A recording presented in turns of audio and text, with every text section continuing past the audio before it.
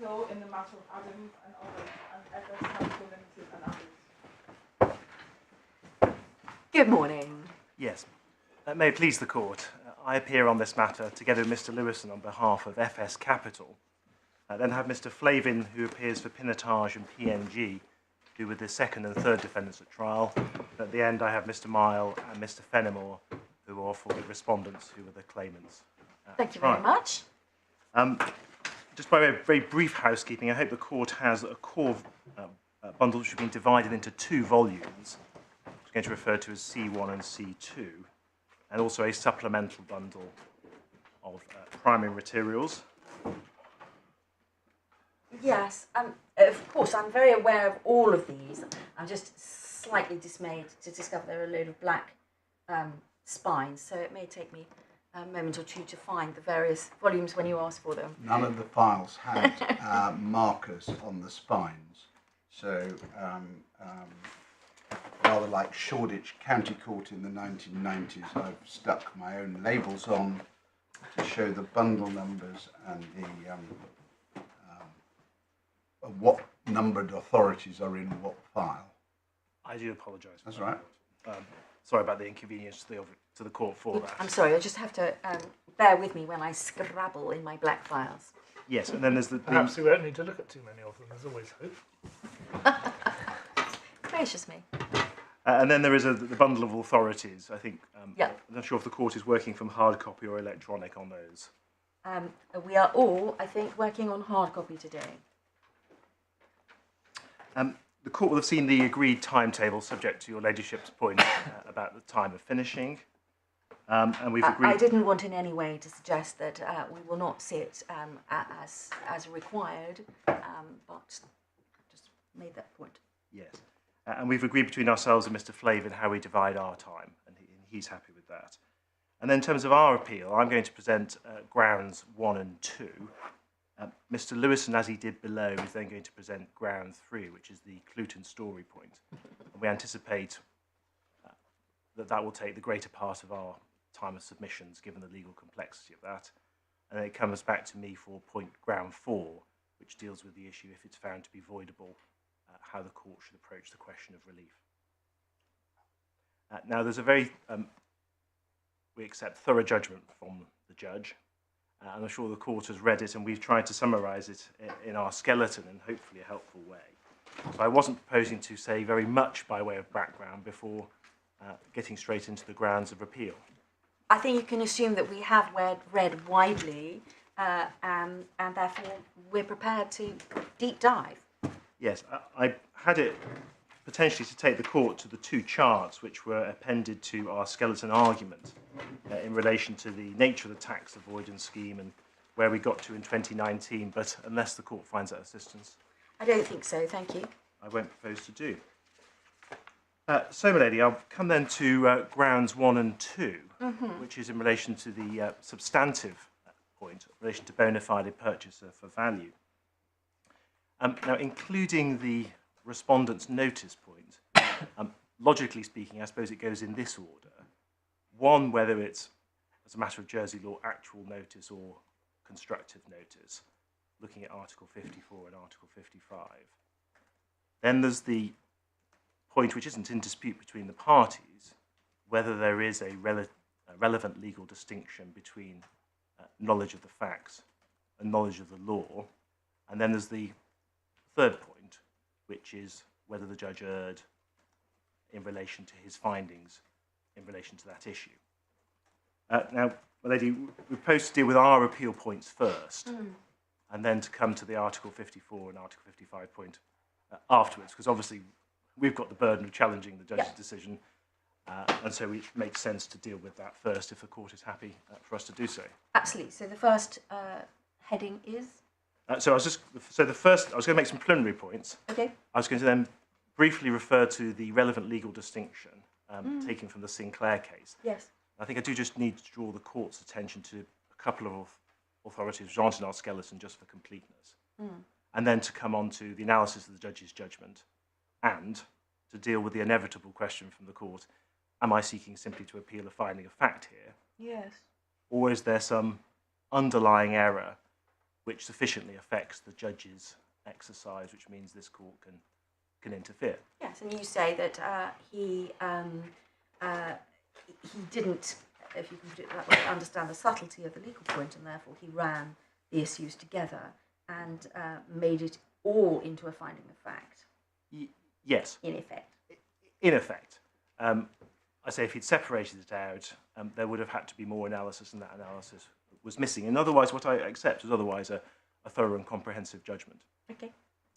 So, my lady, by way of preliminary points, first, there's no dispute, I think, between the parties that the judge in this case was correct to equate actual notice with actual knowledge. There's been no argument from us, and I don't think there was from the other side, about, at least in this context, any subtleties of difference between notice and knowledge.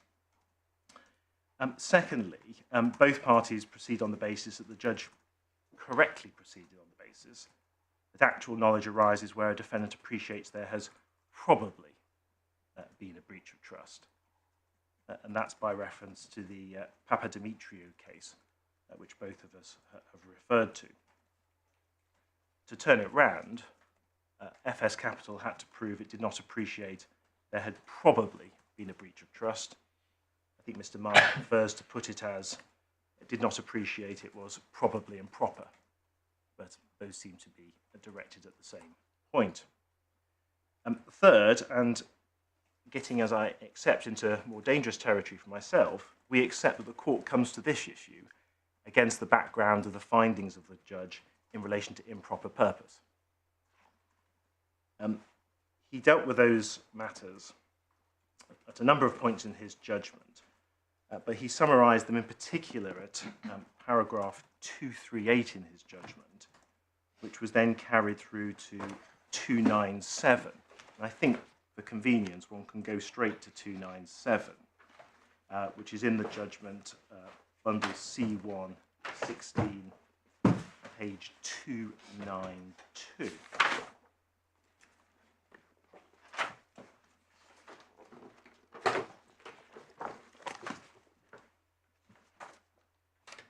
And the court will have already have seen the judge's finding at 297, and in particular, point number 2, at the time of and prior to the disposal, my client's representatives, Mr. Emblin and Mr. Reed, knew the purpose of the disposal, as demonstrated by the cap, was to pay the creditors without leaving any surplus for the beneficiaries. And the court will see the following point as well, and then the follow-on points at 298 as well.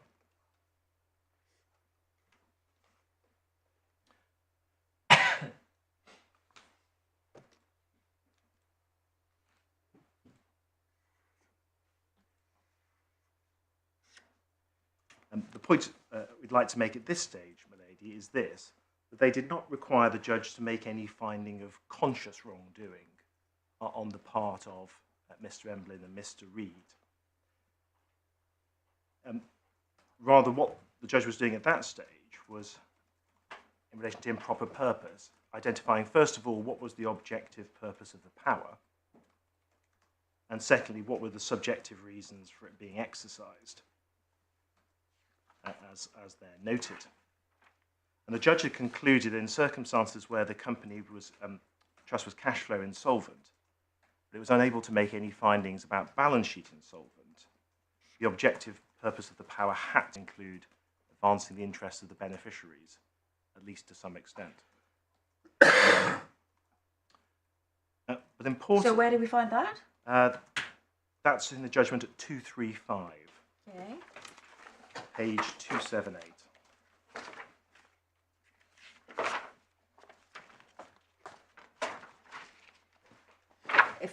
Effectively involve the exclusion of the beneficiaries. That's what you're relying on there. Yes. And you say that's wrong. No. Good. Just checking.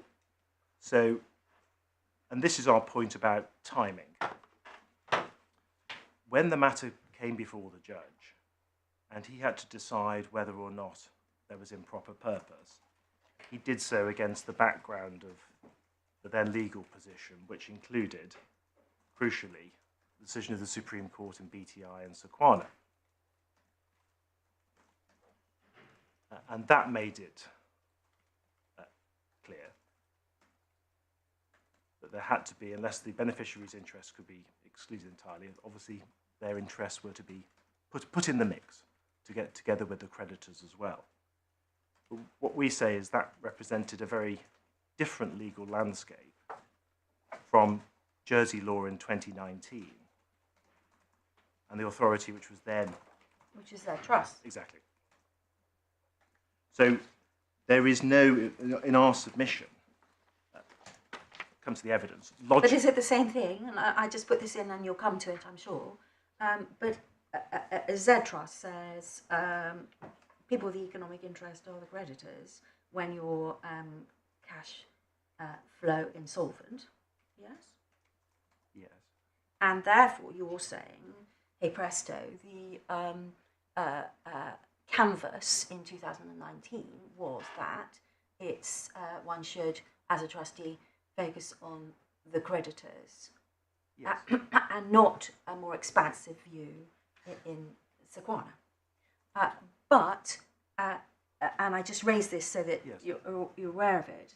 At 235, the judge says effectively involve the exclusion of the beneficiaries. And are you saying that the Zed Trust requires one to exclude the beneficiaries or to act in the interest of the creditors, which may not be the same thing, if you see what I mean? I do see exactly what you mean. And our position is that Zed Trust was that it's in the interest of the creditors to the exclusion of the beneficiaries. To the exclusion, Yes. you say.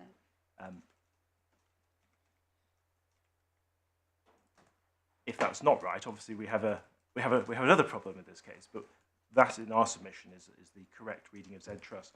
Would it be convenient to go to Zed Trust? I wasn't going to, but go to it right now. No, I don't want to take you out of course. I'm sorry.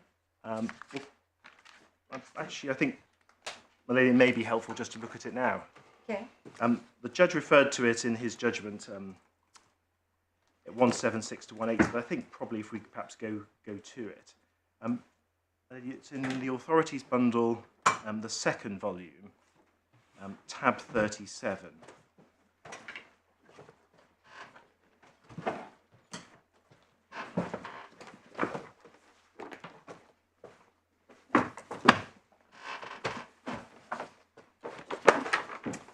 Page 753. Would the court find it helpful to have a brief resume of the facts? Yes, thank you. This is a decision of the Royal Court as to the validity of the appointment of 2 additional trustees to the Zed Trust by Madame Crociani, made after an order that the trust should be administered on an insolvent basis. And ultimately, the appointment was set aside for an improper purpose on her part, because it was held that she was not acting in accordance with the interests of the creditors, but rather in the interests of the beneficiaries. So, other way around from the present case. Now, the question of whose interests had to be considered when the trust was insolvent was a fully argued point. Could I please take the court to paragraph 27 in the judgment?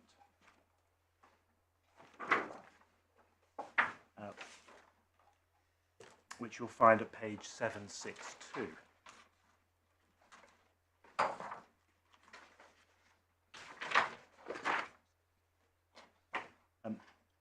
I think there are four advocates in the case, and one can see the various submissions that are made at 27, each reflecting the respective positions of their own clients.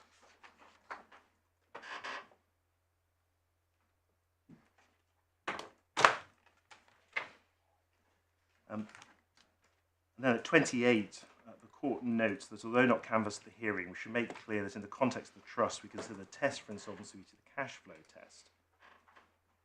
And what the court did there was to draw a distinction between, on one hand, estates, where essentially it may be expected you'd have to wait for your payment out, where the balance sheet test was to be applied, and trusts, which were equated to individuals or companies, where it is said that it's the cash flow test which is important, and that one can then see from 29,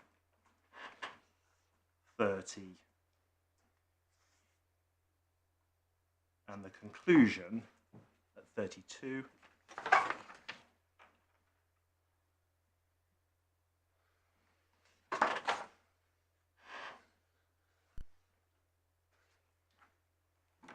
We conclude, therefore, that once there's an insolvency or probable insolvency, the trustee and all those holding fiduciary powers in that trust can only exercise those powers in the interests of creditors. And in our submission, Milady, that's the point we hang our hat on in response to your question posed to me earlier. There is one further point, which I think is made by Mr. Mile, which is to say this trust was balance sheet insolvent as well, and he refers to 38. Yes, and 39, I think. It's not in dispute that Z2 Trust was insolvent on a cash flow and balance sheet basis. But in our submission, Milady, the reasoning which one has at 3032 is dependent on the cash flow test, and the balance sheet is not essential to that reasoning. So one has, in 2019, as a matter of Jersey law, a very different picture, we would say, to 2022, 2023, after we have BTI and Sequana.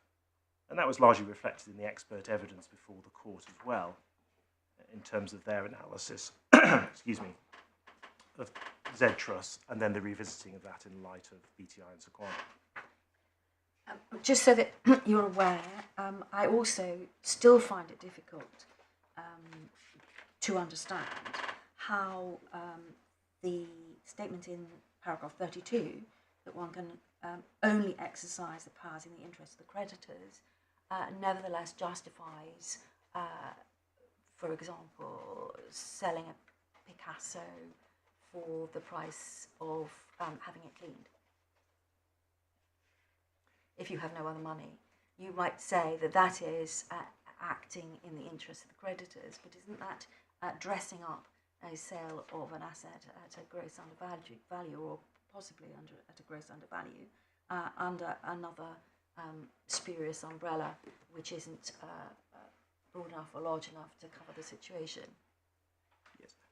Well, that example, I'm sure, highlights why BTI and Sequana landed where it did in terms of the balancing of the interest between the beneficiaries and the creditors. Okay, so you say that that's why you get to Sequana. Yes. But what I'm trying to tease out is the phrase used at paragraph 32 wide enough for your purposes in any event? Only acting in the interest of the creditors doesn't mean, does it, that you sell the only asset of the trust for £100 because the debt is £100. That does pay the debts and satisfy the creditors, but is that actually what's intended without going to Sequana? Yes. By paragraph 32? That's the problem. Yeah, but I see your ladyship's question, your ladyship's issue with it. I mean, one can only take the words Okay. at face value, and I say that means it's in the interest of creditors, because if the interests of creditors are to get paid, Then that's the end of and it. they get paid, That's it. and that's the end of it. Okay. As in was intended to happen in the present case, creditors get paid what they're owed, and so you have exercised your powers in the interest of those creditors, only in the interest of those creditors, and that's the outcome. And I can see how, in one view, that may be regarded as unpalatable and create some difficulties, which is why we end up with Sequana. But if one was to ask, on the basis of Zed Trust, what was Jersey law in 2019, in my submission, that would be the answer. And indeed, that was essentially what Mr. Passmore, the expert, came to the conclusion Right. And where what's the reference for that? That's the supplemental bundle, tab 16, page 303.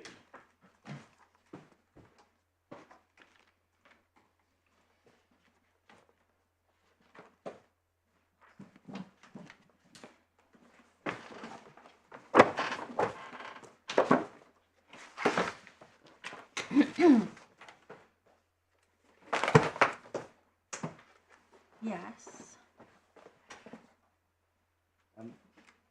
His conclusion at 6.24 at 303 is, however, taken together the passage from Zed Trust suggests the trustee must have paramount regard to the interests of creditors. That's different. Paramount's not the same as exclusive.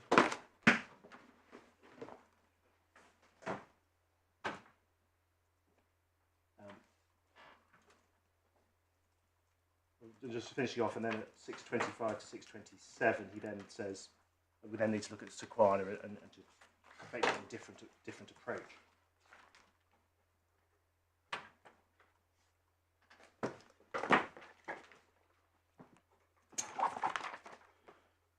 Thank you. So, having dipped into that, that's why I just take a step back and deal with what is effectively ground one, and whether the judge made an error in his approach as to what might be described as ignorance of the law. It's often said ignorance of the law is no defence. Our position is, in this case, it is. So this is the Ground one. yeah, yes, but this is the second point. We've done our preliminary points. We've looked at Z. Now we're coming on specifically. Okay. To ground one. Yeah. Which I accept is the gateway to ground two, and rather than just being a simple, we disagree with him on the facts. So ground one, my lady, ignorance of the law is a defence. As we say, it is in this context, and we rely upon the decision of the Court of Appeal in Sinclair, which the judge referred to in his judgment, and which is in the authorities bundle. Should we perhaps look at that? That's in the second authorities bundle at tab 32. Would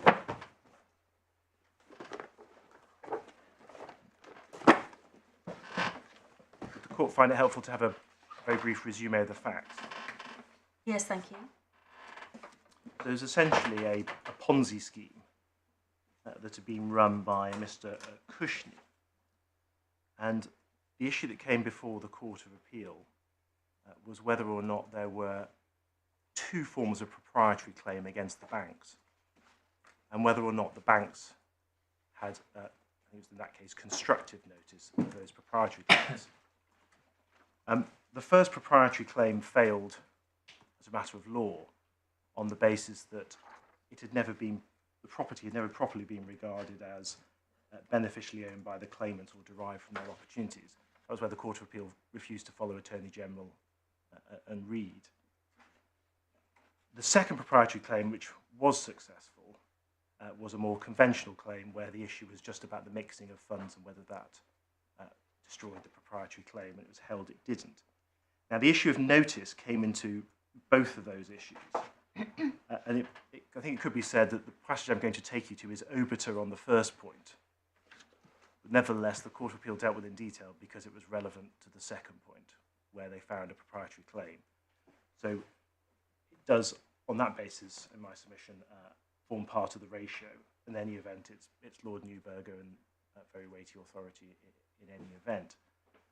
So if I could take you to, probably best to start at 93, paragraph 93 of the judgment, page 547.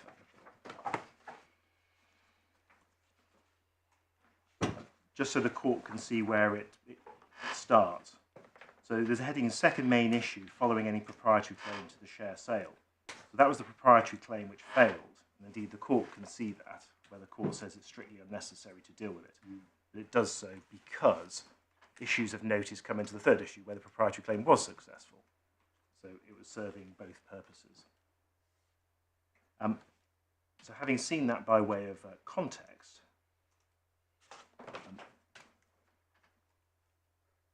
one could probably, in relation to the facts at 100,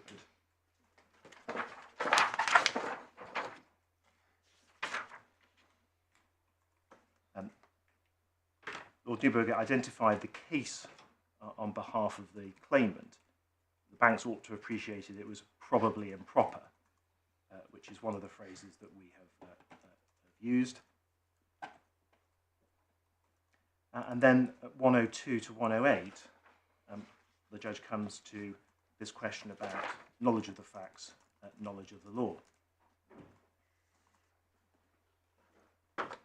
And having referred to various cases, including Belmont Finance, Lord Newberger concluded at 107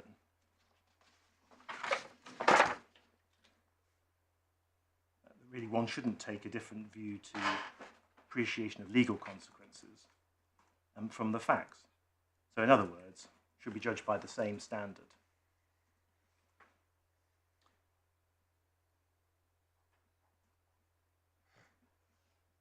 So knows or ought to know? Yes, so this was a constructive notice case. We accept as a matter of English law it's know or ought to have known. Obviously, in our case, the judge found as a matter of Jersey law it's only actual knowledge. But the important point was he was saying that knowledge of the facts is not sufficient. It has to be knowledge of the legal consequences as well, and you judge those by the same standard.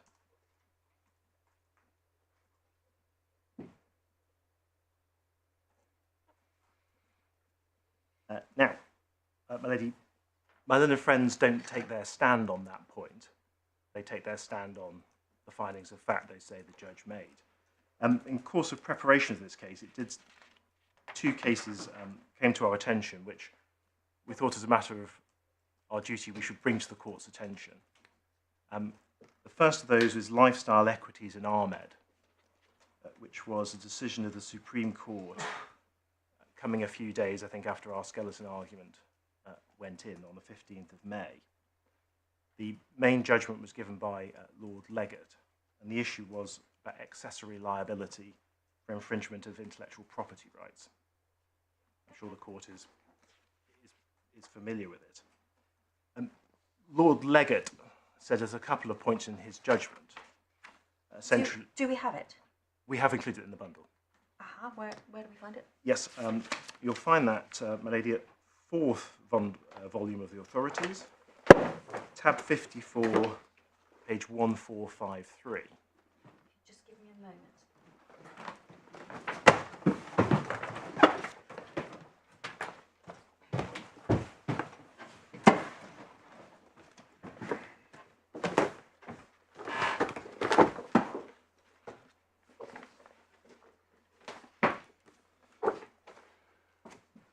Yes. This decision, in the context of economic torts, was actually seen as a limiting decision, because Lord Leggett held that even where the liability of the primary tortfeasor was strict, it was necessary for the accessory to know all the essential features and facts of the case. So in that sense, it was a check on the economic torts. But he said two things we thought it was right to bring to the court's attention. At 1487, I hope the court will find paragraph 108.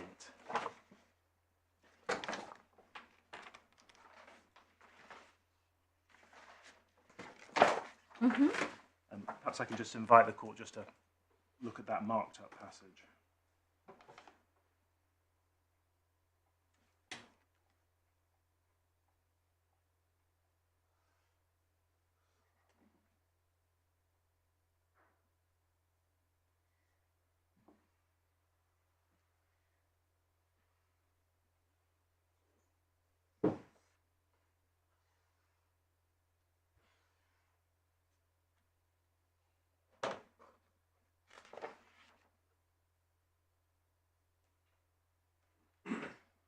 Must know the facts which make it a breach of the act a breach of copyright. Yes, but he says he describes the general principle ignorance of the law is no excuse. And he said something similar. I don't think we need to look at it at 126 and 127 in similar terms. Now, we thought it right to draw that to the court's attention, given that may be said to be at odds with what Lord Newberger said in Sinclair. It's not been argued by my learned friends. We want to make these three brief points, which is this. First of all, there's no reference to Sinclair in the judgment and the particular passages. Secondly, this is concerned with common law claims in tort, not equitable proprietary claims. The nearest I think Lord Leggatt got in his analysis was to dishonest assistance.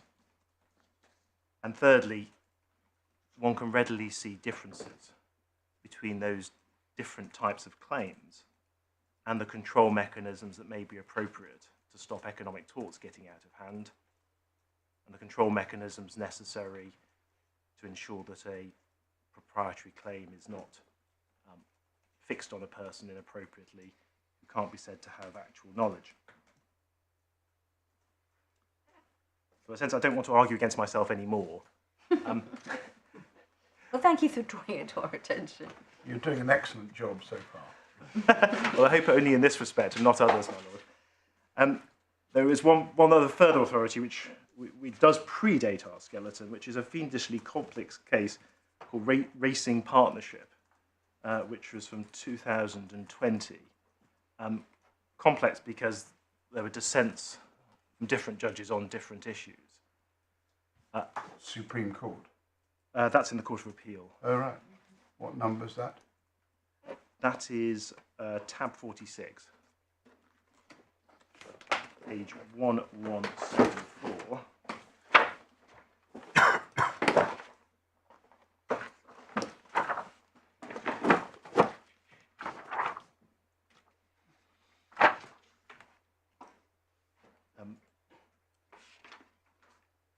Just be as brief as I can. The two claims were misuse of confidential information and conspiracy to injure by unlawful means. This was all about horse betting information and the tote and getting an advantage if the court's interested in that type of thing. The crucial thing on the conspiracy to injure by unlawful means, on which Lord Justice Arnold and Lord Justice Phillips were in the majority and Lord Justice Lewison dissented, was whether or not you had to have knowledge of the unlawfulness for the purpose of the unlawful means conspiracy. And both Lord Justice Arnold and Lord Justice Phillips held, effectively, they were bound to reach that conclusion. You did have to have knowledge of the unlawfulness by reference to the Belmont and Williams case. And the court will recall that Belmont was referred to by Lord Newberger in Sinclair. He had distinguished And that. by Lord Leggatt in Lifestyle Equities.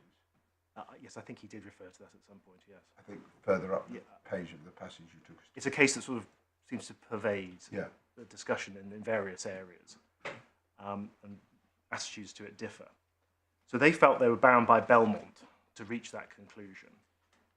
I think Lord Justice Phillips just said, I'm bound. I think Lord Justice Arnold, I think, accepted more as a point of principle that it was the right decision. Lord Justice Lewison dissented. I don't think time permits me, but he engaged in a very lengthy and comprehensive discussion, I think running to 11 or 12 points, about how ignorance of the law can sometimes be a defence and sometimes it can't. In particular, just for your reference, I would say at 234, 235, 250 and 264 to 265. Sorry, could you give me those numbers again? 234 to 235. 250 and 264 to 265. Thank you. And if I may, no doubt, inelegantly and imprecisely summarise, he said it depends. And one can see that it might be necessary when the actual tort is injuring by unlawful means. Yes, and I think the point we'd like to make is it depends. And Lord Newberger said, in this case, it does matter, and therefore that's the basis on which the court should proceed. I'm sorry for that diversion, but I I'm felt... very grateful. So against that background, my lady, I come to the crucial part of the judgment, still under ground 1 before getting into ground 2, which we had a little look at earlier, up to 298, but as the court has, I'm sure, seen, between 299 and 305 is the crucial section as far as we're concerned. So back in bundle C1, tab 16, page 292.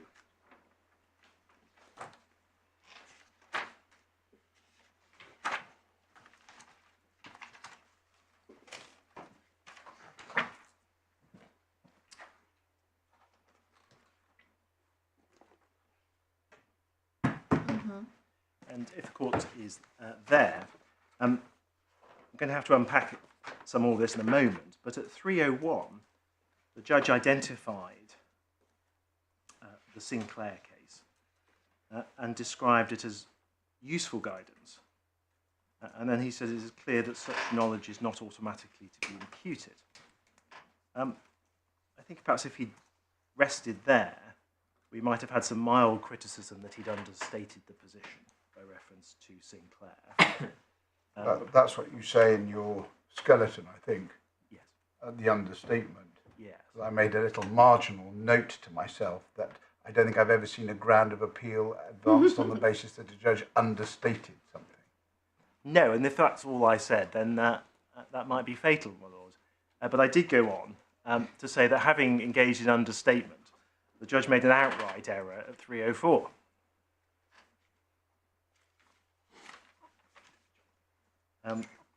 Because what he seemed to do is to say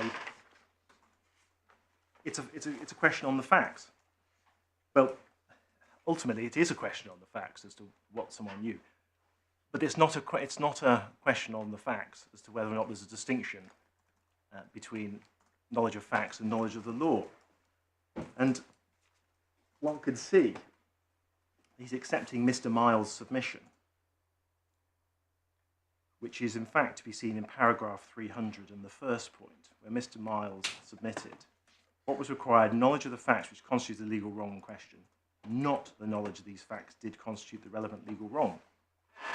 And the judges are basically accepting that submission on the facts of the case, which we just say, I'm repeating myself now, is just simply wrong. I'm sorry, you took me back to 300, which is where you say Mr. Miles' submission is... He makes two submissions. Yeah. He contended first, and that's about... Yeah, yeah. Got it. So Mr. Miles' submission was that Sinclair is wrong. The judge sort of says, well, Sinclair is useful, but then accepts Mr. Miles' submission on the facts. And we make no bones about it. In otherwise careful judgment, we just say the judge went clearly wrong there.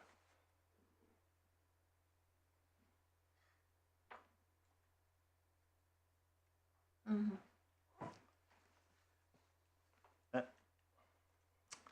And so we say that is sort of effectively the gateway in to then considering what exercise he in fact carried out and whether he properly took into account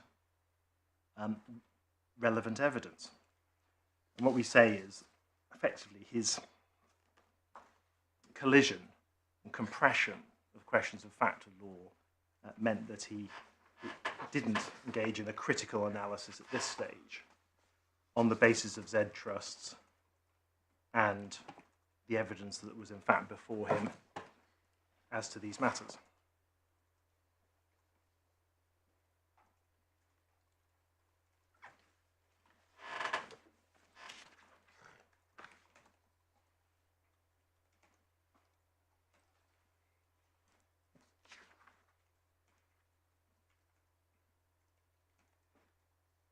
So if I might then move into ground two, which is obviously closely linked.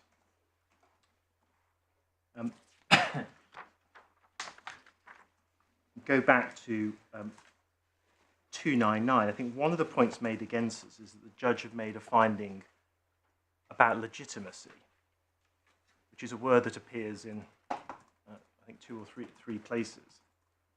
I could take the court back to 299, please, which is at page 292.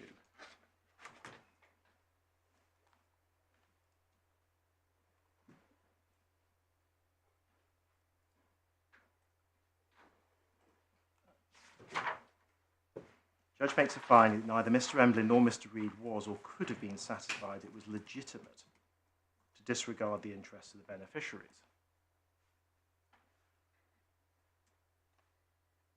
The question is what the judge meant by that. What we say he can't have meant by that is that he effectively already made a finding on this point about knowledge of the law. Because if that was the case, there'd be no point in him then going to 300 to identify my separate argument, and then to refer to Sinclair at 301 and so on and so forth.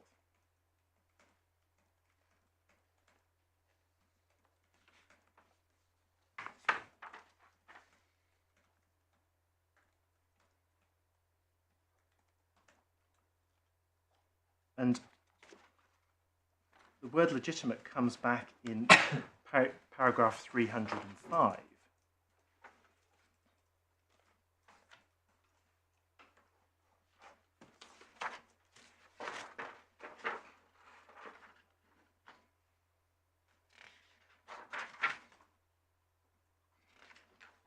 Where he essentially repeats his finding about not being satisfied it was legitimate. And then he says this sentence, given the state's knowledge, it's frankly being perverse. If this had been the evidential position, the first defendant could have escaped being affected by the breach of trust, on the basis of evidence from Mr. Emblin and Mr. Reed, they did not know their design would constitute a breach of trust under Jersey law. What the judge seems to be saying, I don't find this necessarily entirely easy to unpack.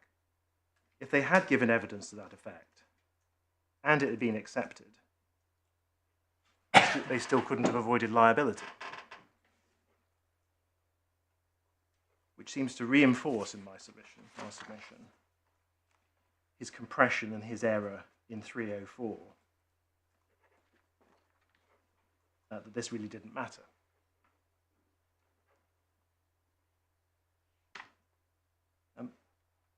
Now, what was said against us, I think, by the judge when refusing permission to appeal, when noted, I think, by Lord Justice Nugee when granting permission to appeal, and I think has been said by my learned friends, is at 303 there's an independent finding of fact. And in particular, the last three lines.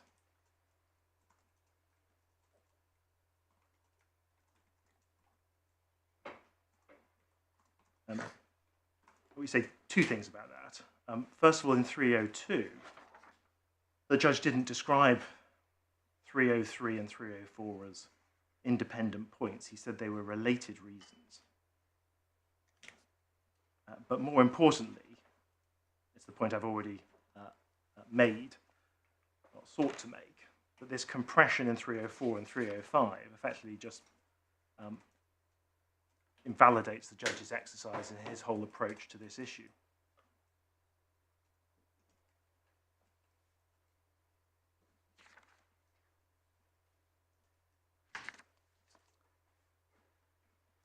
And we submit, as we have done in the skeleton, there was evidence that the judge simply didn't deal with at this point, which was relevant to this question of knowledge of the law.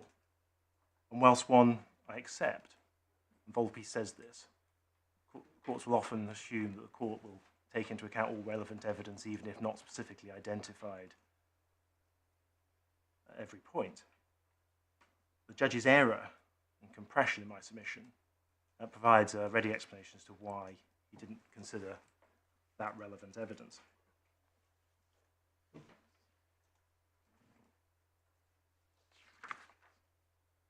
And there are really, I I think three Sorry, points. he didn't consider that relevant evidence. What evidence?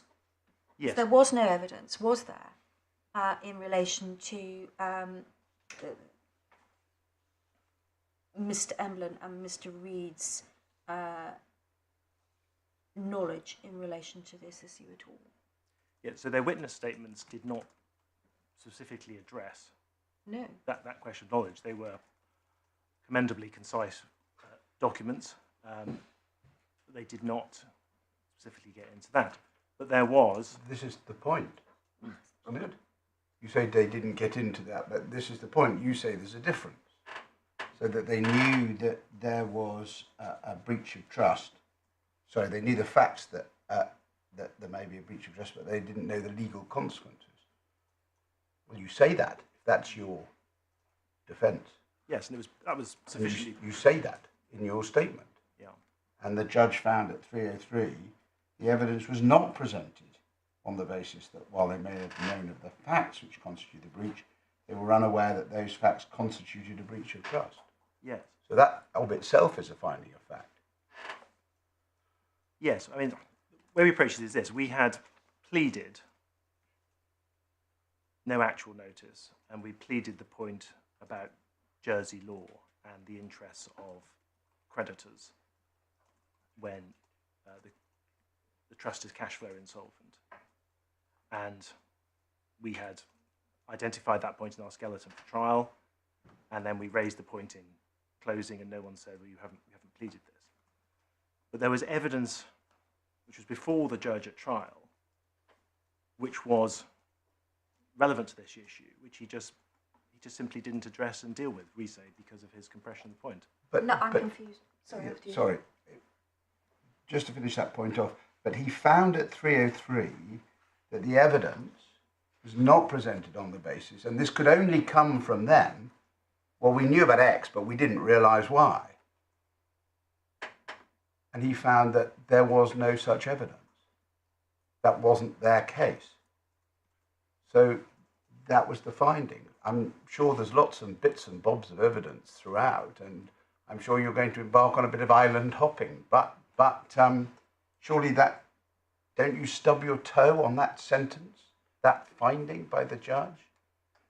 Well, in my submission, first of all, obviously my point that you can't disconnect 303 from 304 for the reasons I've already said. But in any event, in my submission, that's not a sort of fatal finding of fact. That just describes the judge's approach to the evidence. It's... Well, that's the judge's understanding of what the case was with which he had to deal. Are you saying that he misunderstood the case that was presented? I think the judge accepted that it was open to us to argue this point as a matter of pleading, because one can see that from his identification of the argument in 300. But he says, effectively, it founders on the facts, because I've got no direct evidence, effectively no direct evidence from the crucial individuals. But they were both cross-examined and re-examined in relation to documents, which shines a light on their knowledge or otherwise of this issue. And our submission is the judge, at this crucial point, didn't engage with it because of the error he made in relation to the law.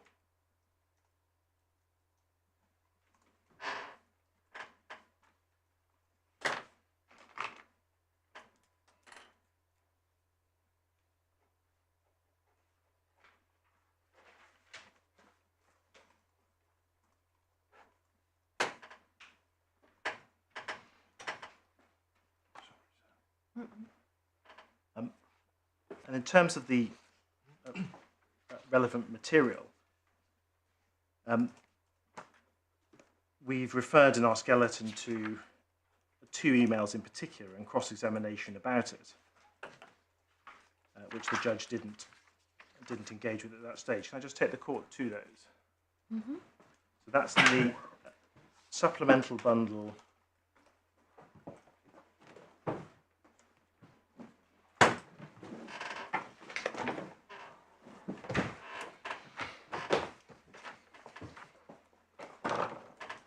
Tab 5,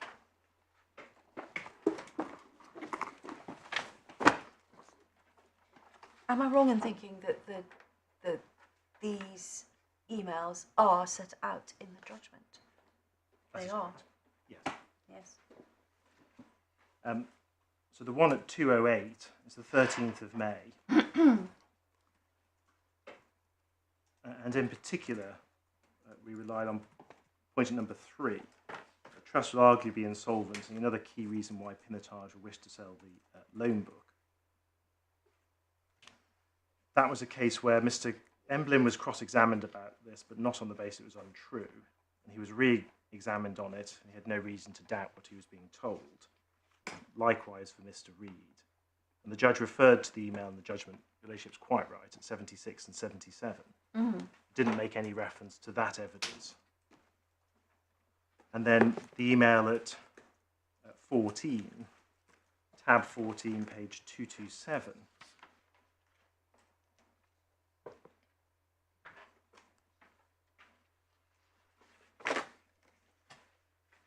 Which is an email of the 9th of October.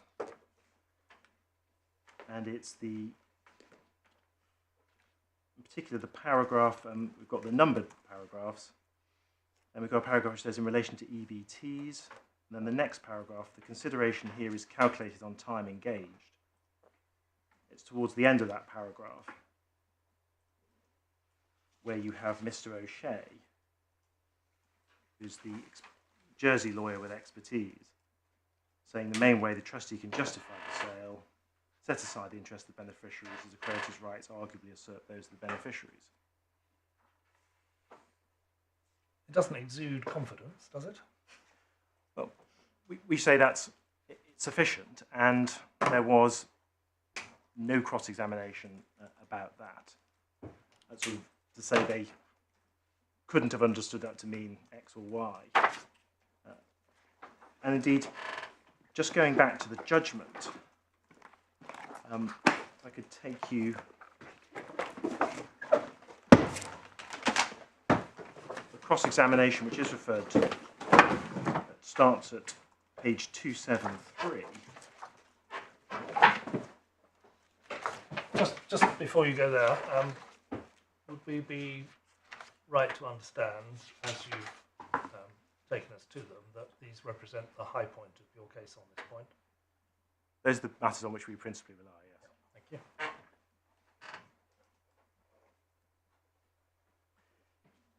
And paragraphs 212, 213 and 214 are excerpts of cross-examination of Mr. Emblin, then Mr. Reed and Mr. O'Shea,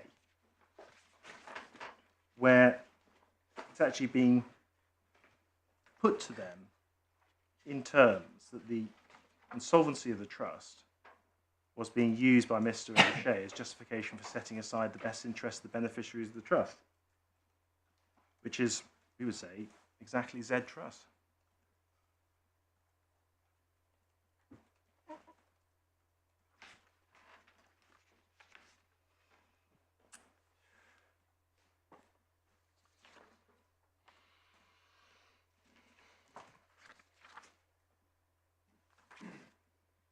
And so, Lady, we say, on the basis of those, that was material the judge should have grappled with in this particular context and didn't do so. As a result of that, this is not, we say, just a simple error of fact, but it's rather more than that and derives from the errors that he made in relation to the law.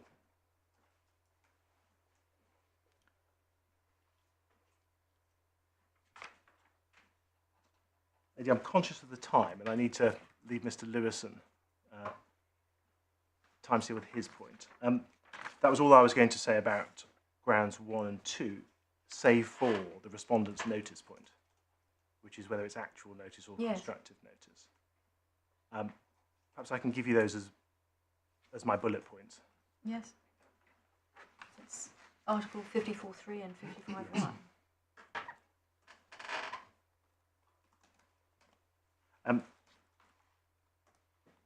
As the court will have seen, both parties agreed that the standard was narrower under Article 55 than it was under Article 54.3, because notice on its own without qualification includes constructive notice as well as actual notice. And our case, which was accepted by the judge, was that Article 55 qualified both of the earlier provisions where a person was dealing direct with the trustee. Whereas the claimant's case was that Article 55 was limited to personal claims for breach of trust and did not apply to proprietary claims. And we submit the judge was right largely for the reasons he gave in the judgment. And there were 5 points from the judgment, and there were 3 brief points we wanted to add to that, if I can do that relatively briskly. Lady, first of all, in Article 50... First of your 3 points. Sorry, right, I'm going to deal with 5 points effectively based on the judgment with some minor additions, and then 3 separate points which I don't think are in the judgment. So a total of 8. Indeed. So if I number them 1 to 8, it's very pedestrian, but otherwise Yes. I lose track. And hopefully I'll get to 8 and not 7 or 9 or 10 by the time I've finished. That's what I'm here to do. Yes, Keep you up to the mark. That's our job. So first point, the words may deal with in relation to trust property, which are the words of Article 55, are very wide and cover a range of situations, including on the face of it, the purchase of property from the trustee, as in this case. That's the last point the judge made in his judgment at 286.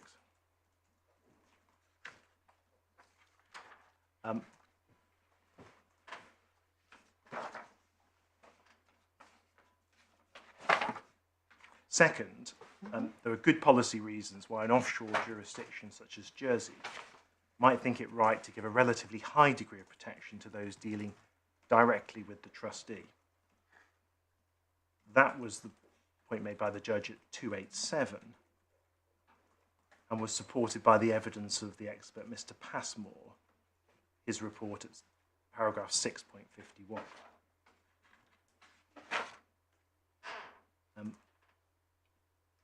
Third, Article 55 cannot be read, or at least not naturally, as being limited to situations where there was personal liability for breach of trust, but no proprietary claim. That's the judgment at 288. And the court will, of course, be aware that where you have a relevant proprietary personal claim, such as for knowing receipt, there's a very close link between that claim and the proprietary, because it all depends on receipt of property in the first place. You only rely on the personal claim once the property has left the possession. Lady, fourth, if you don't read Article 55 in that way, it's difficult to see how it could have any significant role to play in the overall scheme of things. That's the judgment at 288. In Article 54.3, there's reference to alienation. Is this point 5? No, this is slight elaboration. Okay. So Article 54.3 has a reference to Alienation, which we say is clearly wide enough to cover sale and purchase. Article 55 concerns where there is dealing with. That likewise must include sale and purchase. So only if you're saying that deal with covers events beyond those which alienate or convert does it have any meaning, but why would you give protection for dealings that do not involve sale and purchase? Seems to be a tension between those two that doesn't make sense. Fifth point, whilst this does reduce the application of Article 33 and Article 54.3, which is the judgment at 289, we say that they can both be given meaning, at least in these ways. You could have a personal or proprietary claim against persons who had not dealt with the trustee. In other words, the immediate recipient of property from the trustee could fail to satisfy the test in Article 55, then pass on the property to a third party. That party could then establish the defence itself under 54.3 or Article 33. So it has meaning to subsequent recipients who don't deal with the trustee. We'd also add that Article 55 doesn't apply to a dishonest assister because they're not a bona fide purchaser.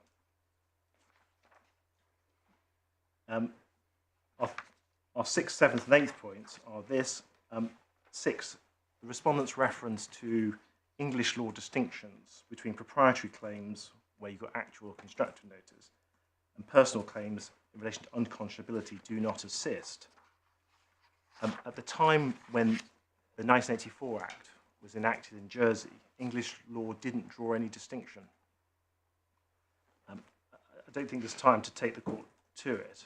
If I give you my reference, it's Supplemental Bundle, tab 1, pages 24 to 25. That's where I cross-examine Mr. Gleeson by reference to the pre-1984 authorities, which showed that there was no distinction being drawn.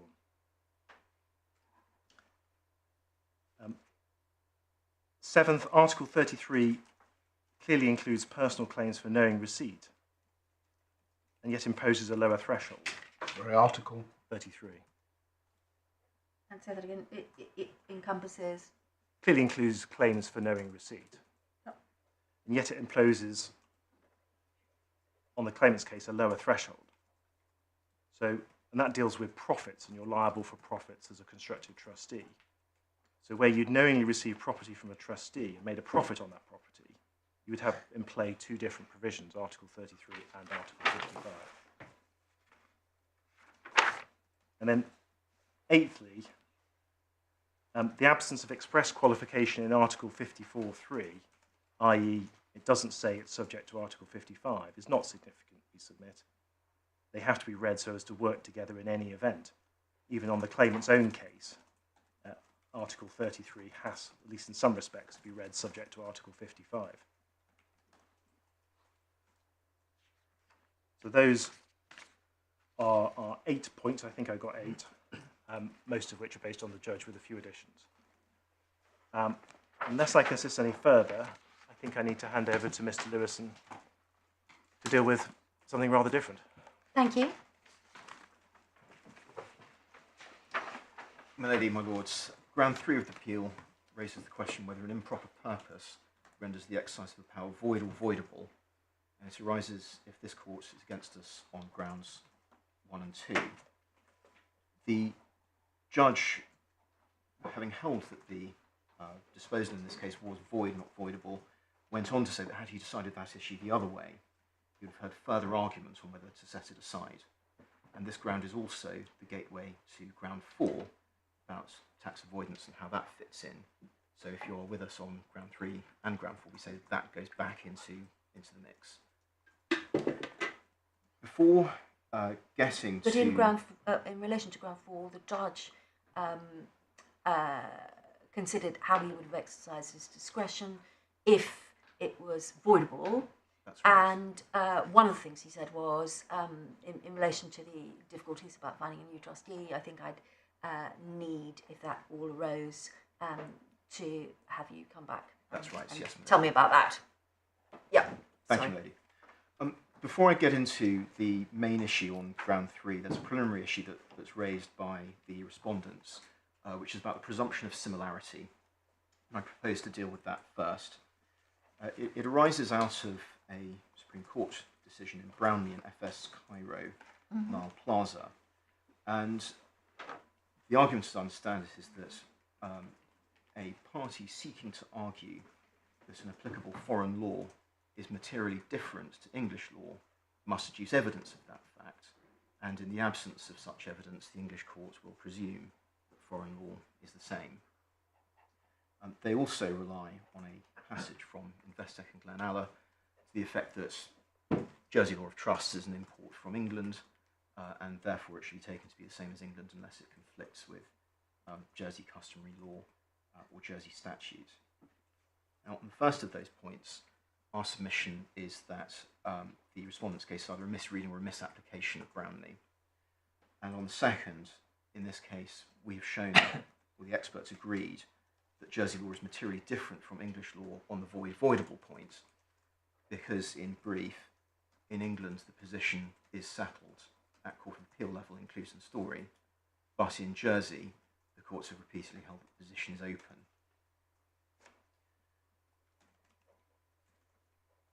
The particular passages that we rely on in Brownlee, if I can take the court to those now. The first one is in volume 4, it's tab 49, page 1348.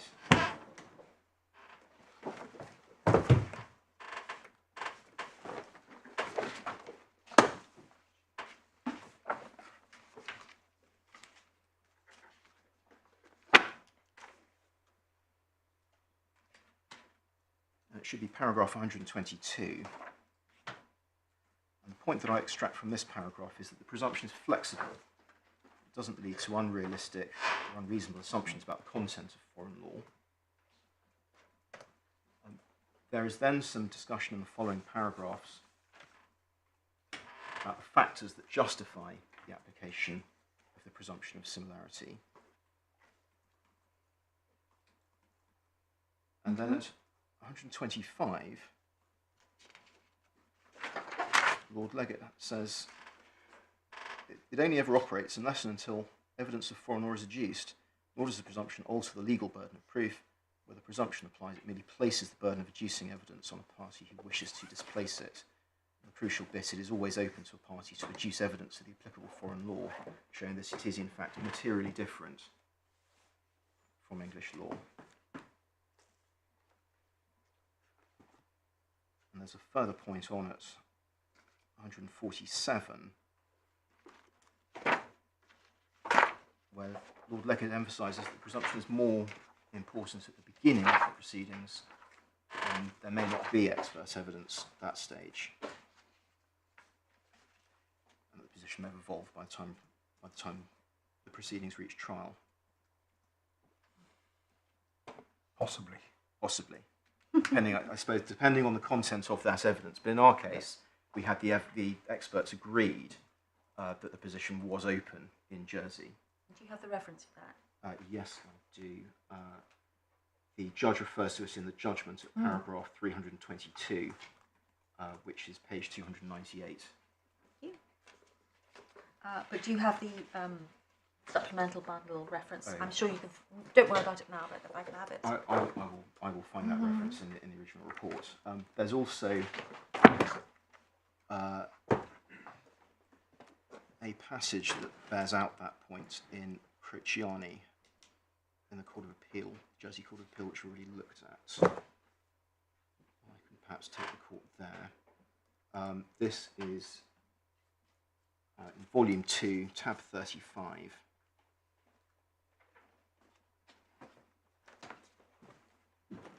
We finished with Brownlee? Yes, we have.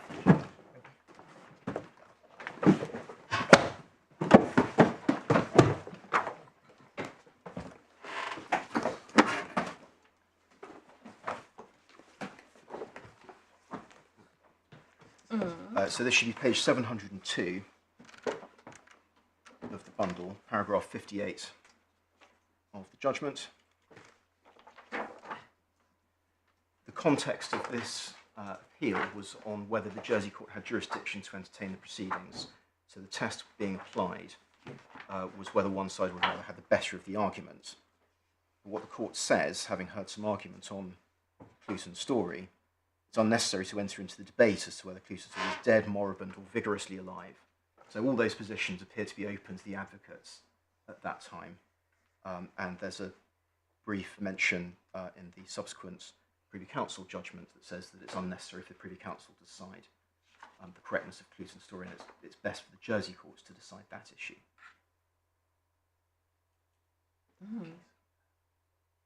Yes.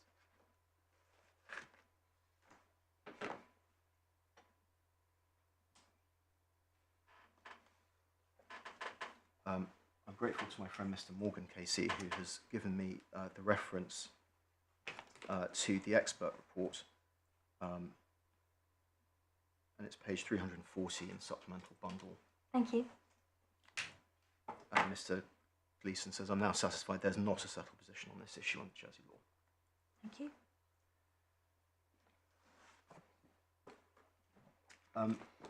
Returning to the presumption of similarity, our submission is that the question for the judge was simply, what is Jersey law? Against a background where position in Jersey was open, the approach was set out in Serious Fraud Office and Litigation Capital. And I'll take the court there if I may. This is tab 45 at the end of volume 3 of the authorities. And we're going to page 1132.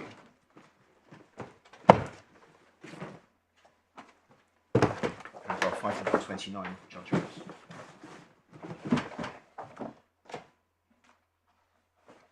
Sorry. Just give me a moment.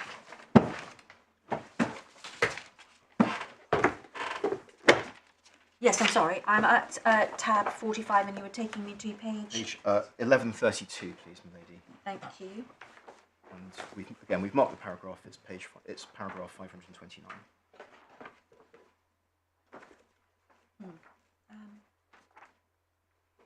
1132. 1132. And paragraph? 529. Thank you. And there should be a sidelining there. So there is. I'm sorry. This is judgment of Mr. Justice Foxton, considering as it was Jersey law. And in the middle of that paragraph, he says that the role of the courts in these circumstances is to decide what conclusion the foreign court would reach on a developing area of the law. He's on to say that's not to anticipate rational developments in the future, but the court must ascertain what the law is. There's further discussion back in the judgment, which I won't take you to but it's at paragraph 511. The important thing there is that reference can be had, if necessary, to the jurisdiction's apex court. So if the law has not been correctly stated in lower courts, the English court has a free hand in deciding what is the content of foreign law.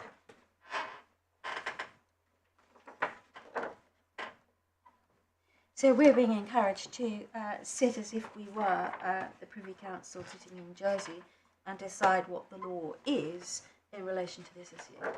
Certainly, sitting as a Jersey court, I think in this case, since the position is open, ladyship can sit at first instance in the royal court without having to assume any higher judicial position. But yes, effectively, this is the question: what is Jersey law? Question whether I have to go to St Helier or not.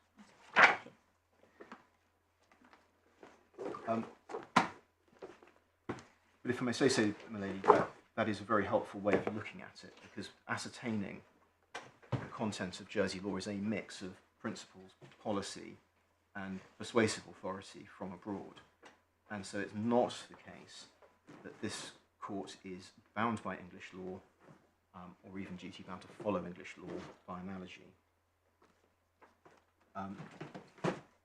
That is an area which, if I may say so, the judge didn't get the approach right. At one point he talks about being bound by Coulson story as an English judge. He talks about following, distinguishing, or not following Coulson story. And we say that's just not the right approach. The question is, what is Jersey law? And Coulson story is only part of the picture to which Jersey court would have regard. But is it part of that exercise to also look at the references that there are to Coulson story in the Jersey cases such as Bird and Zed? Yes, it is relevant to see what the Jersey court has made of Coulson story. And I think a fair summary is to say that the Jersey court has been content at times to assume that Coulson story is correct, but has never decided that Coulson story is correct, and has recognised that the correctness is up for argument in Jersey. And I wouldn't want this court for a minute to think I'm trying to brush Coulson story under the carpet, because the fact is that Coulson story is a decision of the Court of Appeal, second highest level in this country, and there is not a great deal of authority elsewhere on the voidable question. So it is a significant case.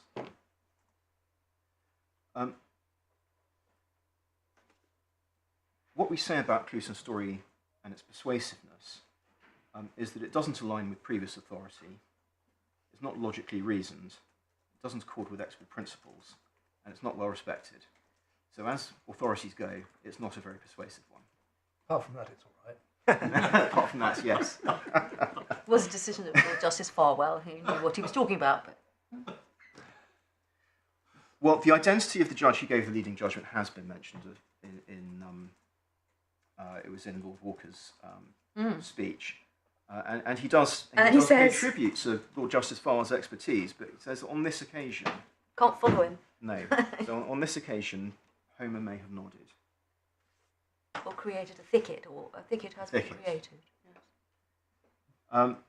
And really we say that the approach that this court should take to looking at the cases that we're about to look at is encapsulated in Mr. Justice Lightman's judgment in Abacus, which I don't think I need to take you to, because he was talking about cases, Mr. Justice Lightman was talking about cases to do with inadequate deliberation.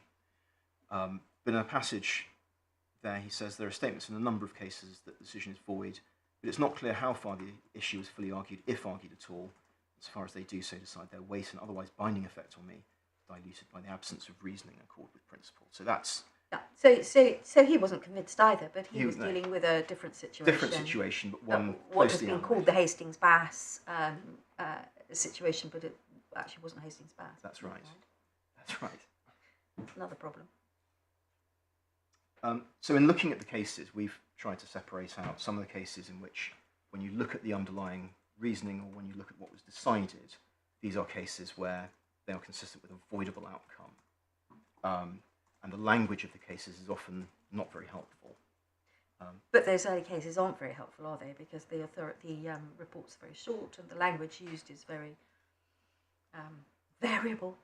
That's right. But if I can start by going through those cases, the first one we have is Attorney General and Clack, which is at tab 4 in volume 1. So this is under the heading that this case that's 110 years old doesn't align with the authorities before then, before Correct. it was decided. Yes. So we start off in 1839. Queen Victoria's been on the throne 9 years? Yes. I should say we start in 1839. I'm going to have to deal with one of the cases that the respondents raise, which was 1758. Right, so 2 years before George III. So, yes, we are Marvellous. we are embarking on some real forensic archaeology. Chancery division at its best. You're giving us a bad name, customers. It's good to brush up on our regnal years anyway. Well, it just goes to show how deeply rooted in principle this area of the law is.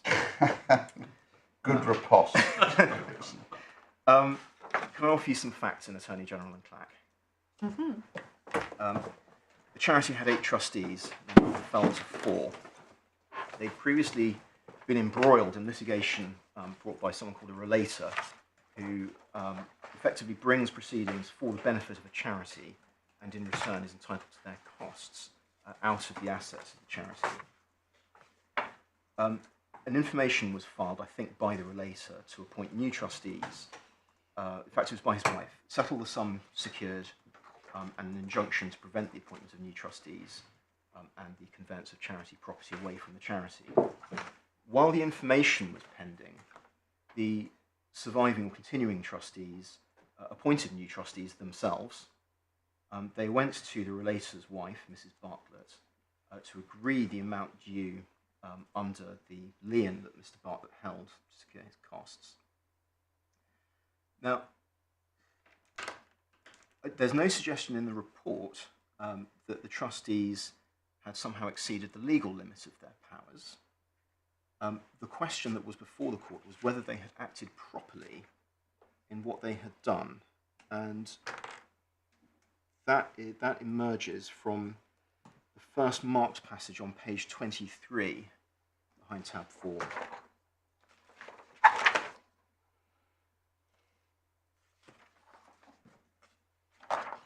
And we can see from that passage that the court was in no doubt that the trustees had acted improperly.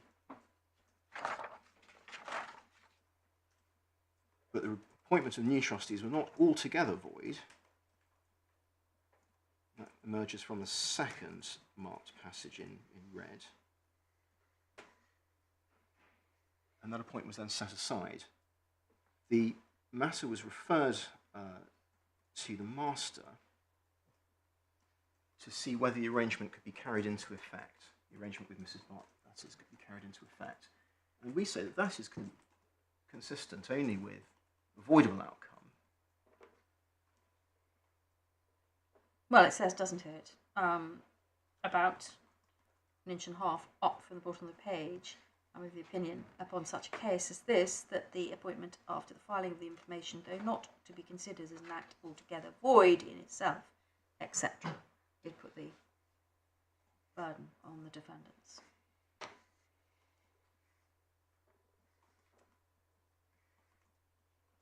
I think that was all I wanted to extract from Attorney General and Clack. It is a case consistent with a voidable outcome, and it's the earliest one that I could find in the books. The next one is Campbell and Hume, and in this case, we see the first traces of I'm sorry, my lord. It is tab 5.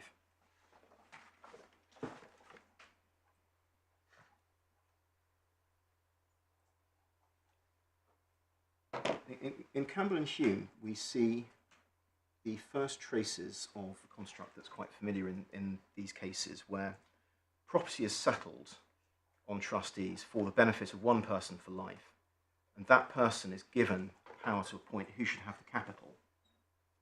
And in the later cases that we'll look at, what they do is exercise their power of appointment in favour of someone and get the capital back from them.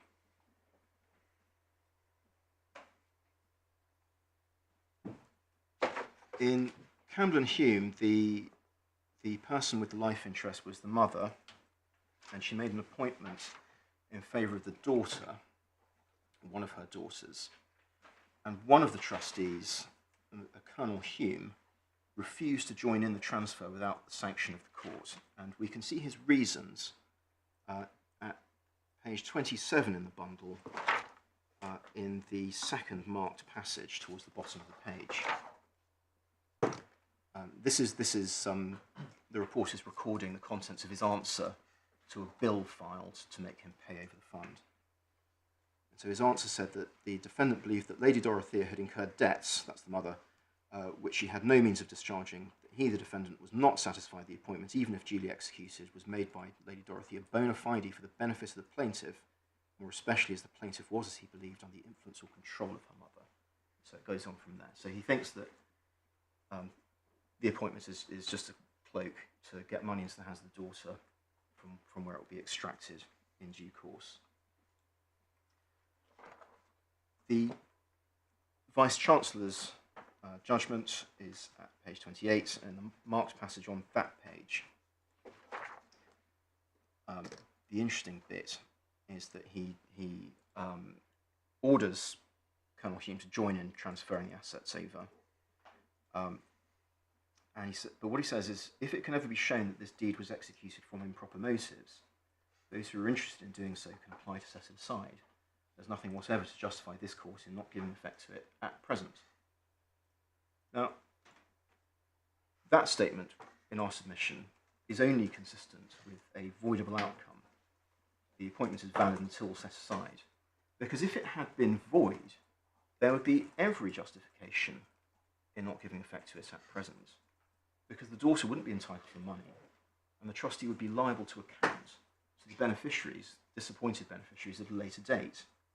Now, at the very least... But isn't it slightly different? I'm sorry to interrupt you. No, of course, my lady. I'm so sorry. But isn't it slightly different if one reads the whole of that paragraph? Because he's basically saying, there's not a hint of it here. I don't have any evidence of what's the reason to believe there's anything, any fraud on the power or fraud of any kind. So he's just saying it just doesn't arise. That's all he's saying, isn't it? Well, that's what he says, yes. And what I was going to say in response to that... No, my lady, I'm very grateful for the question. Is that at the very least, a reference to the master would have been in order for an inquiry, because the defect would have such far-ranging consequences. The court is seized of this matter, and if the outcome is void, then the court is just letting it go. If it's voidable, then one can see that. Someone else can come along later and apply to set it aside. Equitable defences may intervene. But here, the problem has been raised in the answer, and clearly enough that the reporter managed to pick it up. But the court is content to let this one go out the door.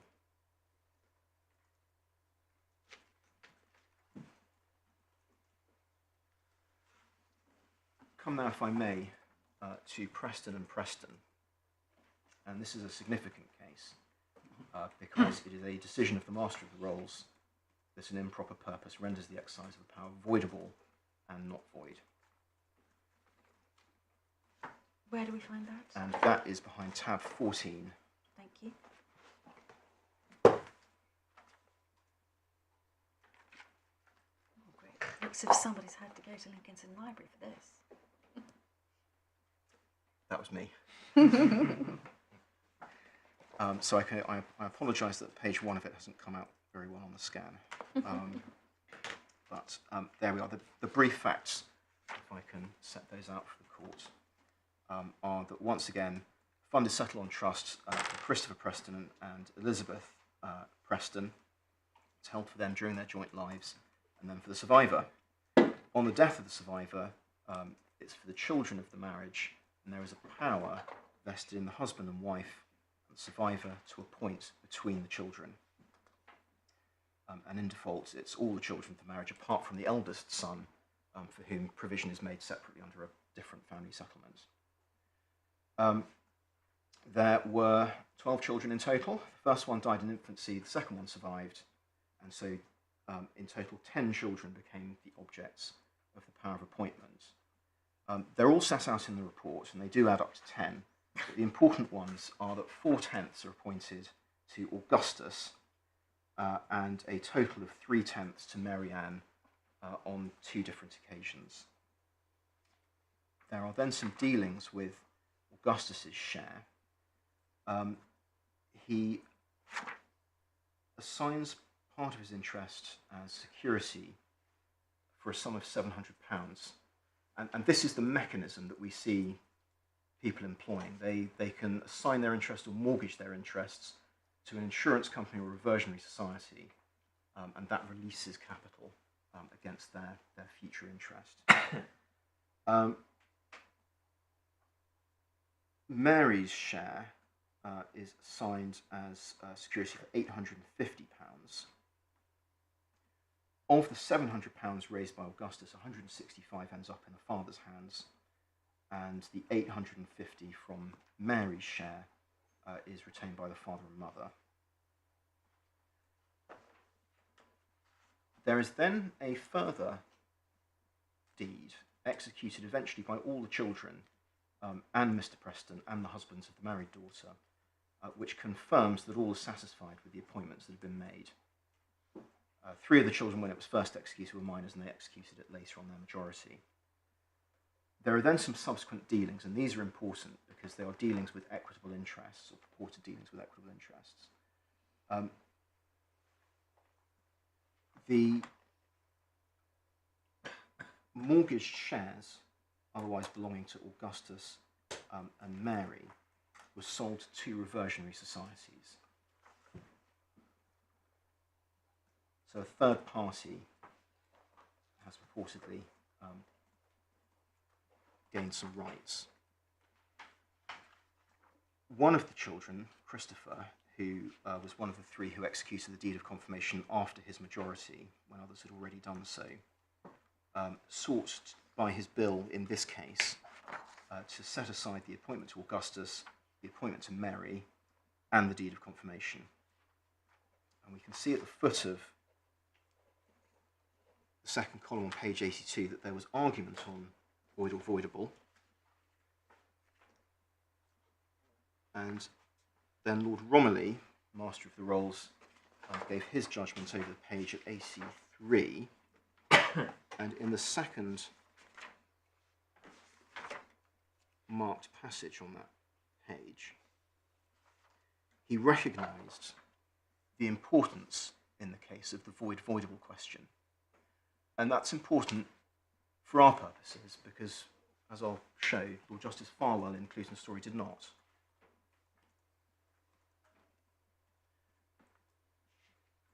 In the second marked passage in the right-hand column, Lord Romilly came to his conclusion that the appointment was not ipso facto void, but only voidable. And since they were voidable, they were capable of being confirmed. And the result of that is that Christopher's suit is dismissed.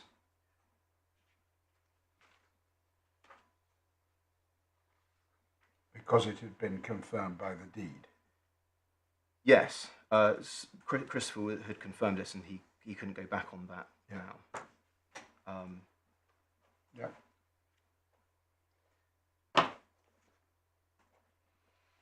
The respondents contend that Preston is flawed as having failed to refer to the decision in Topham, which I'm going to come on to, Topham and Duke of Portland, in the House of Lords. Topham at first instance is referred to in Lord Romilly's judgment on page 83. It's the first instance decision which he decided, and so I suggest he must have been aware that his own judgment had been appealed all the way up to the House of Lords, and that decision had only been 5 years before Preston. So that is our little clutch of voidable cases. And I'll come on now, if I may, to the supposed voidable cases, so to the supposed void cases. And again, I say that they are supposedly void because, harking back to what Mr. Justice Lightman said in Abacus, in some of these cases, voidable wasn't an issue, or the reasoning is thin, or some of the statements are consistent, at least, with a voidable outcome. Now, the first of these is Allain and Belchier behind tab 2 in the authorities bundle, and this is the historical excursion to 1758.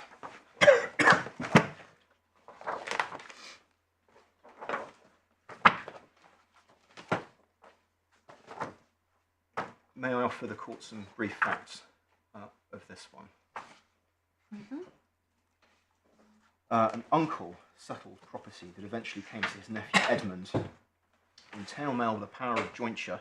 A power of jointure exercised by Edmund would have allowed him to make provision for a wife if she survived him. Edmund marries Jane, who is described, perhaps uncharitably in the report, as a low woman without fortune. And then after the agreement, exercised the power of, after an agreement with her, exercised the power of jointure. At that time, he was heavily indebted to someone called William Belchier. And through a series of property transactions, the property subject to the power of jointure came into Belchier's hands. It was subject to Belchier giving an agreement to pay £100 to Jane after Edmund's death. So that was the only provision that Jane got from this power of jointure. The suit was filed by a remainder beneficiary who would have been entitled but for the exercise of the power of jointure. And he agreed to pay Jane the £100, but otherwise sought to set the appointment aside. The Lord Keeper gave his judgment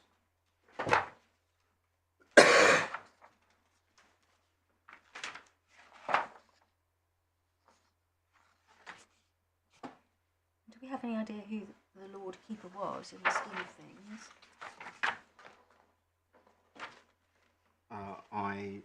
I'm afraid that little bit of legal history may have to be checked, my lady. Yeah. I don't know just at the moment. If I can assist, I think it was Lord Northington, who is effectively the Lord Chancellor. Thank you. Sort of a part of the same office at that time, I think. Thank you. Right, well, my friend Mr. Marl is clearly better up on his legal history than I am. So the Lord Keeper's judgment begins at page 11 at the foot of the page. And what is relied on by the respondents is just over the page at the top of page 12. No point is better established than that a person having a power must exercise it bona fide for the end designed, otherwise it is corrupt and void. But what we can see from the beginning of the judgment, back on page 11, is that the question presented from the beginning of line 2 of the judgment is whether the transaction is void in toto or in part. It doesn't appear to have been argued that it might have been voidable. And it's not clear that any third-party rights had intervened anyway. The next case is Daubney and Coburn, which is behind tab 3. And we're in 1816 now. The facts are very tangled of this one. There are lots of property dealings, but the basic story is that James Coburn settled property on trust for the benefit of his family to his own exclusion, and he then wanted some of the money back and made an appointment to one of his daughters, Mrs. Cole, and she agreed partly to release the money back to him and partly to give money to Mrs. Ellis, who we nowadays describe as having been James's cohabitee for many years, so both strangers to the settlement. Once again, it's relied on by the respondents to show that the court decided that the exercise of the power was void, and that is at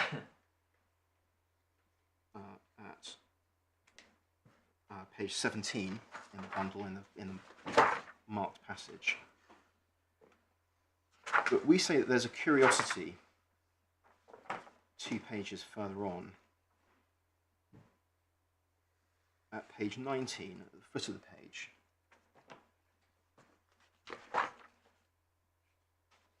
In the third paragraph up, so just above the marked passage, Sir William Grant held, however, upon principle, I do not see how any part of a fraudulent agreement can be supported, except where some consideration has been given that cannot be restored, and it has consequently become impossible to rescind the transaction in toto and to replace the parties in the same situation.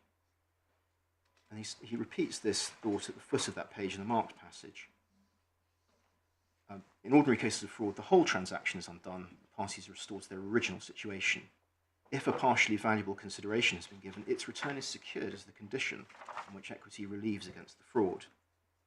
Now, those dicta seem to indicate that we are not dealing with a totally void transaction at all, because if the court can require some security or some restitution of a consideration that's passed, and in the absence of its return can refuse relief, and that starts to look rather like voidable.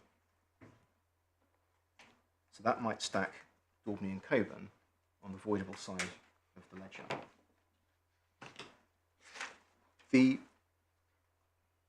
respondents rely next on Re Marsden's trust, which is behind tab 6. The essential facts of this one are that Mrs. Martin had a life interest with power to appoint the remainder among her children. She appointed in favour of one of her daughters, with the intention, not known to the daughter at that time, that the daughter should benefit Mr. Martin, who was not an object of power. The daughter should only be told of this wish after Mrs. Martin's death. Mrs. Martin died, the daughter applied to the trustees for the transfer of the fund. The younger children, disappointed, questioned the validity of the appointment, a bit like we saw in Camden Hume, and so the matter went to court. But no third-party rights had intervened, the money was still with the trustee, there were no equitable defences. So although the language of the judgment is void, there's no reasoning, the issue doesn't arise. So we say it doesn't assist the respondents. The final one that I'm going to go through in any real detail is the Topham case, Topham and Duke of Portland. And this was a case that started in Chancery, went up to a Chancery appeal, onto the House of Lords, and then had a sequel back in Chancery.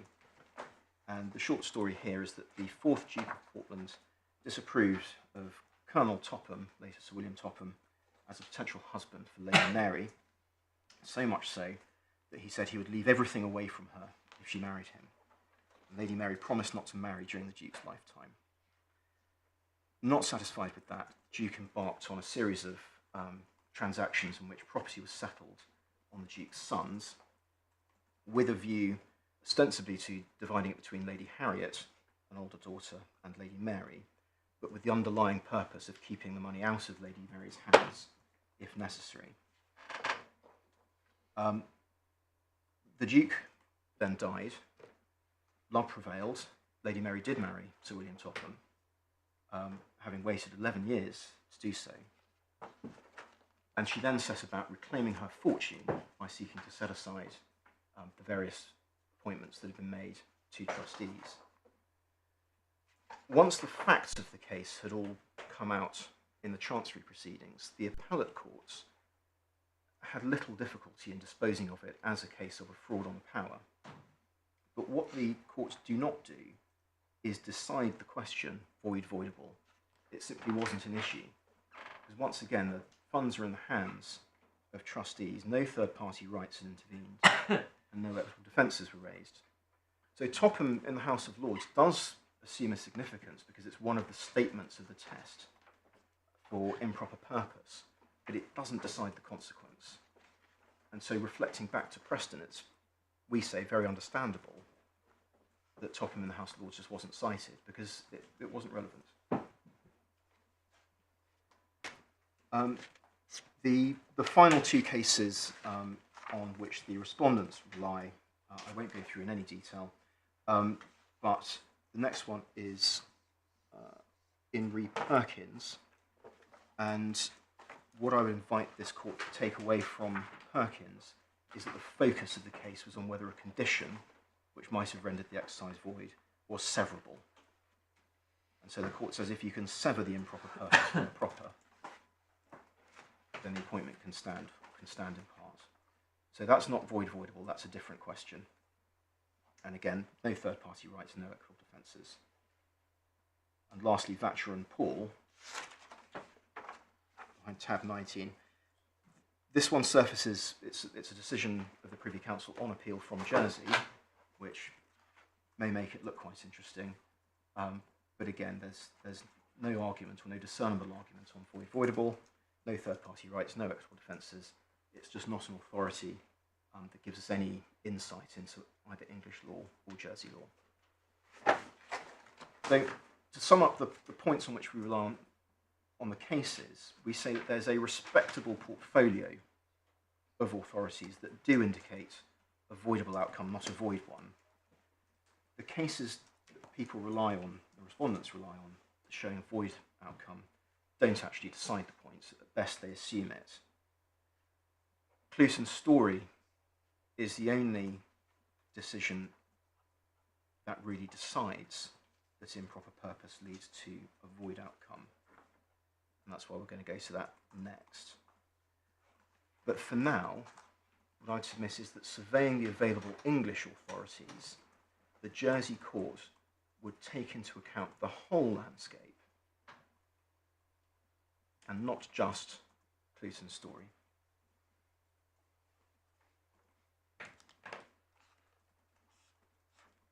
So now I'm going to tackle Coulson's story, if I may. And the first point here is that Coulson's story is not logically reasoned.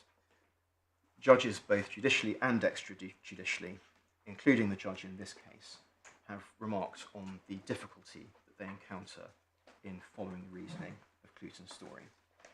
And for an authority to be persuasive in a foreign jurisdiction, that is not a good start. The respondents have suggested that the difficulty is down to inadequate reporting, but as you can see from the judgment, it's a written judgment. There was a reserved judgment given in writing, so it's not just poor law reporting that explains this. The fault line begins, if we can go there, tab 18, page 137. Oh, This should be in volume 1. yes, and I have Oh, I'm just worried that I might have taken it out to look at it separately, and I don't have it now because I have 17 and 19. Oh dear. Right. I'm very sorry. And I don't have it separately with me. Thank you. Perhaps we can share. I'm very grateful, my lord. So you're going to, Tab 18 yes, were you going to 137? and 137. Because Mr. Justice Neville decided it was void. He did, yes, and I'm going to go back to Mr. Justice Neville. Right. What I wanted to start with is really the difficulty that underlies the Court of Appeal decision in Coulson story. In this passage at 137, it's in the middle of the marked passage, where Lord Justice Farber says, in such a case, the difference between void and voidable is of little, if any, importance. And that starting point, we say, is just incorrect. That one can appreciate that when third-party rights intervene, when equitable defences are raised, actually the distinction can be significant. And that is the case on the facts of Coulson's story, which I'll outline now, if I may. Isn't that because he's saying it's dealing with the equitable interests only rather than the legal interests? That's right. That's why he concludes what he concludes. Yes. Yeah. But we say that where one is dealing with equitable interests, voidable is really important because someone else may have tried to acquire that equitable interest from the first recipient of it. And if the outcome is void, then the first recipient has nothing to give. And that's what underlies these third-party cases, including this one. Yes. Because property had been settled on Emma Harvey for her life, then to her husband, Mr. Harvey, if he was living, and then again among the children, as the Harveys or their survivor should appoint by deed or by will. The oldest child was Arthur, and 2 weeks after his 21st birthday, his parents appointed £4,000 with the remainder interest to him, and 2 months later he mortgaged that interest to Messrs. Story for £1,000. They did the same thing again 2 years later in 1901. The last £1,000 was appointed to Arthur, and he assigned his interest to a reversionary company. So it's the similar capital liberation scheme, perhaps we would call it. When he did that, Arthur made 2 statutory declarations to the effect that there had been no bargain with his parents and that he would use the money for his own benefit. In reality, he paid the money to his father. 2 of the daughters brought this suit, presumably one of them was Mrs. Clute, and commenced an action against the mortgagees and the trustees for declarations that mortgagees had no interest in the trust property and ordered to cancel the deed of appointments. Now, going back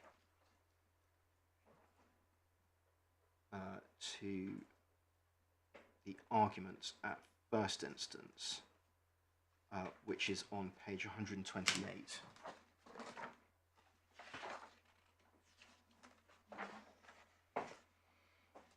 Mr. Justice Neville starts by saying, it seems to be impossible on the evidence to support these appointments, which were undoubtedly made in the interest of the benefits of the father and mother, and were therefore frauds on a power. So that's the finding. There was a fraud on power here.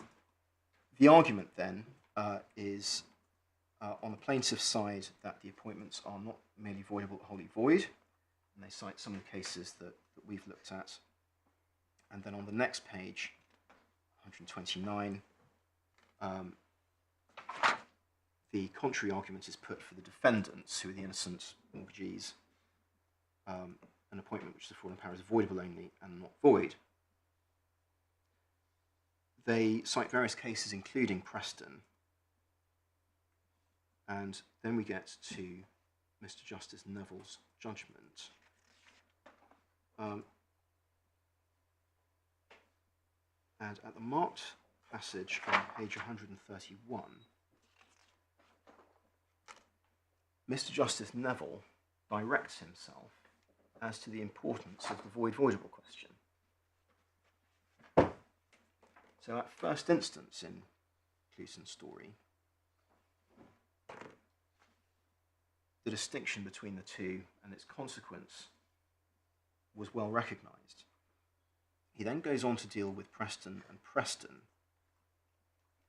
And at the top of page 132, Mr. Justice Neville said, "Now it seems to me that what Lord Romilly says is in fact only a dictum, not necessary to the decision in the case." And he attaches significance, I think, to the deed of confirmation. But as I hope we've seen, voidable was essential to the decision in Preston because there were third-party rights, and those third parties would have lost their rights if the outcome had been void.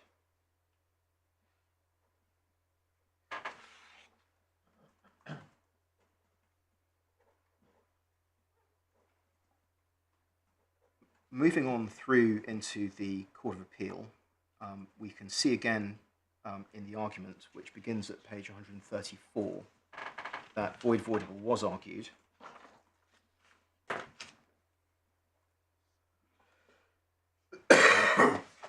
At page 136, we see it's a written judgment. And page 137 is the passage to which I've already taken this court to what I say is Lord Justice Farwell's error in equating void and voidable in the way that he does. The same error creeps in over the page at 138, where in the middle of the marked passage, the second marked passage, just after number 3, Lord Justice Farwell says, "Although by reason of the immateriality of the distinction in equitable Sorry, give me that transactions," reference again. it's roughly in the middle of the page. There's a reference to Topham and Duke of Portland, Yep. footnote 3. After that, Lord Justice Farwell's judgment continues, "Although by reason of the immateriality of the distinction in equitable transactions, voidable is sometimes used when void would be more accurate." So it's the reference there to the immateriality of the distinction when we say actually the distinction is very important. But what Lord Justice Farwell goes on to do is refer to the form of the order of the Court of Appeal in Topham. And neither the judgment nor the order, and the order, if your ladyship and your lordships want to look at it, we've managed to find that, and it's in the authorities bundle. The order is just an order. There's no reasoning that goes with it, no explanation that goes with it. So what's the reference to the order? The Page order, reference. the order is tab 57, page 1536. Thank you. In which bundle, please? That will be in bundle 5, my lord. Thank you. As I say, I don't think we need to look at it now. It is literally just a court order. But then there are some more curious statements in Lord Justice Farwell's judgment. Just below that section, he says, "If an appointment is void at law, no title at law can be founded on it, but this is not so in equity. The mere fact that the appointment is void does not prevent the Court of Equity from having regard to it. E.g., an appointment under a limited power to a stranger is void, but equity may cause effect to be given to it by means of the doctrine of election." But that's precisely, in our submission, a voidable outcome. If it's void, there's nothing to have regard to.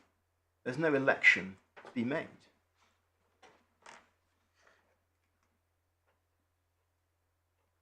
Now,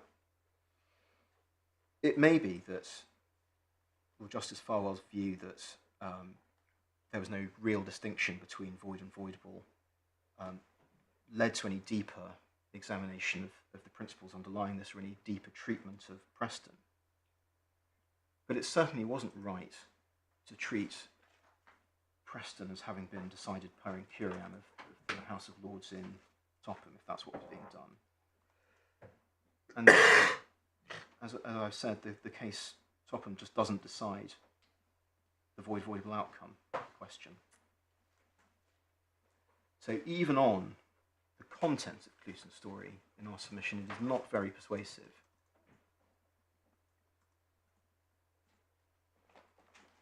I will move on now, if I may, to deal with some of the equitable principles and policy that we suggest that Jersey Court would consider.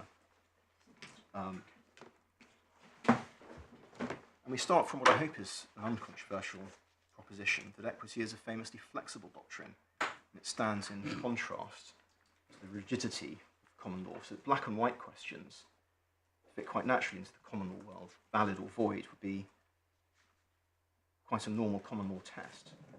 But equity tends towards the discretionary, tends towards, we say, voidable, rather than short, clipped questions. I've included a quote from Sugden on Powers, which is at tab 56, the beginning of volume 5, page 1534.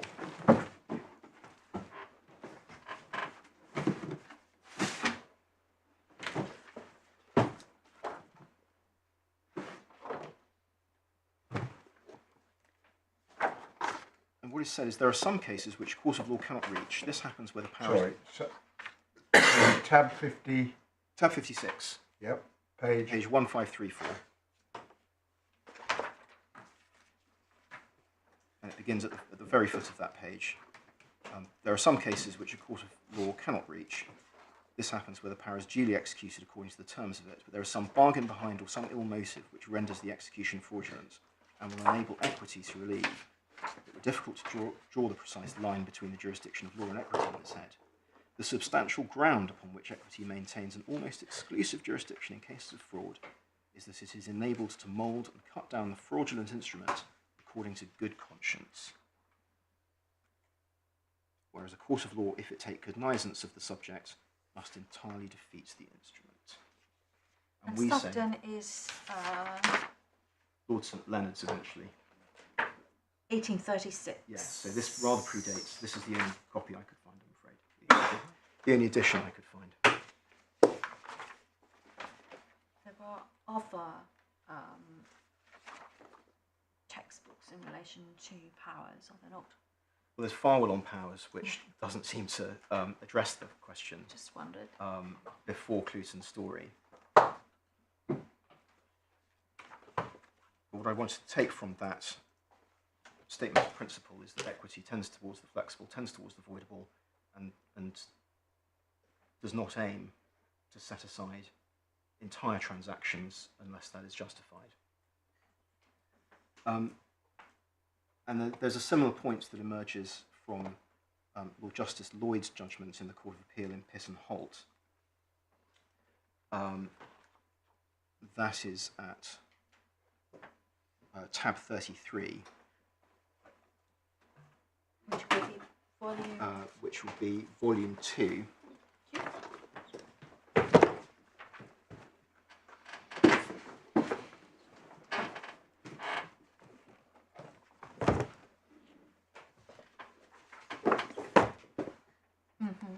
Paragraph 100 follows the passage that criticises the judgment in Clute. What Lord Justice Lloyd does is to explore some other equitable wrongs. He says, paragraph 100, if no relevant person takes any steps to have such an act by the trustee set aside, then it is as valid and effective as if there had been no vitiating factor. In that respect, the position is the same as if a transaction is procured by misrepresentation, undue influence, or fraud. The aggrieved party may seek to avoid the transaction. But first, avoidance is not a matter of rights, but is subject to the discretion on the part of the court. And second, if there's no attempt or no successful attempt to avoid the transaction, it remains valid and effective. Now, the points I want to take from that paragraph is that Lord Justice Lloyd listed out 3 equitable wrongs: misrepresentation, undue influence, and fraud. And I think by fraud, he means actual fraud, not fraud on a power, which the authorities are clear does not have to involve any element of dishonesty. each of these three vitiating factors leads to a voidable outcome. So even fraud does not render a transaction void. But somehow improper purpose, according to Coulson's story, does. It stands alone in returning a void outcome. What a void outcome does align with is excessive execution. And excessive execution was one of the principles explored in Hiss and Holt as having led to the erroneous view of the content of the rule in Hastings-Bass. But excessive execution is a legal doctrine. It is about the scope of a power on its true construction. The effect is you may have thought you did, or perhaps you didn't, but you act in a way which is outside your power. So Exactly. you had no power, so you didn't do it. Exactly. And so valid or void does come into that very neatly, because either an exercise of power is within the power, in which case it's valid, or it's beyond the power, in which case it's void, unless some severable part of it is within the power. And these are common law questions, common law inquiries, rather than equitable ones. So fraud isn't as bad. Well, I mean, that is the state. Doesn't unravel everything. Well, apparently not. It leads to a voidable outcome, and the court can Well, unravel that's things the from argument. that. That's your argument. Yes. You can But be as that- fraudulent as you like, but it doesn't matter. The Well, agreement stays in place. Well, it It's does up matter. to somebody else to decide. It does matter, and it does stay in place until set aside. Yeah. And so that is So what it's I not, take so from. fraud is not unraveling everything, whereas excessive execution, that would be the effect of it. Yes, It's as if you didn't have the power to do it in the first place, so it's effectively void, that's right. That's right. And so and the importance is on the effect even of if third you're parties. mistaken. Yes, and the importance is in the effect on third parties. So that where someone has been procured by fraud to transfer their property to someone innocent, well, fraud may not unravel everything in that instance. But a trustee who's gone beyond their legal powers, the recipient gets nothing. And we say that accords with principle because a third party or recipient can look at the trust deed, can see what it says and what it means, and they can see whether the exercise was within or out with power. So that's discoverable, and purchasers and recipients are protected. Improper purpose functions totally differently because it depends entirely on the trustee's state of mind, which is not readily observable by a third party, as we've seen in the cases that we've explored. So in Re Marsden, the daughter who got the property was innocent. It was only her mother who had the improper purpose, and yet that transaction was undone. In Coulson's story, the mortgagees had their statutory declarations from Arthur saying, "I have not made any bargain with my father, this is for my benefit." They had no way of knowing that there was an improper bargain behind this. And so, as a statement of principle, one can easily see that mortgagees should lose their rights if they want to borrow, if they want to lend on the security of a trust property and there's no power to mortgage, because they can look at the trust deed and say, well, wait a minute, there's no power to mortgage here. How can we even take this, how can we even accept this security in return for this money? But one might have thought that they took their statutory declarations for this very purpose. Yes, but they didn't work. So they did all that they could. And it seems not to accord with principle that they should have lost their rights despite being innocent.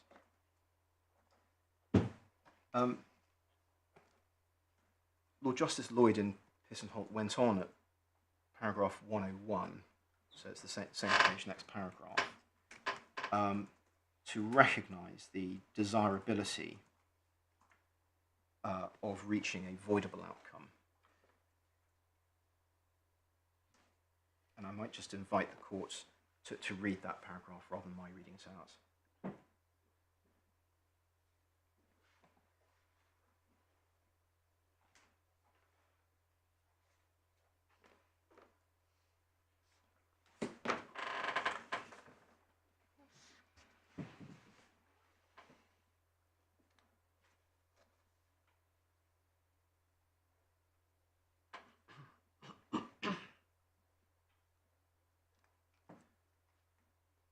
The passage that Your Ladyship and Your Lordships have just read echoes something that Lord Justice Lloyd said in an earlier case, Seif and Fox, which is at paragraph, or at tab 29 in volume 2. And the page reference is 490. So that was authorities 2. Authorities 2, tab 29, Oh, we're in that. Sorry. page 490.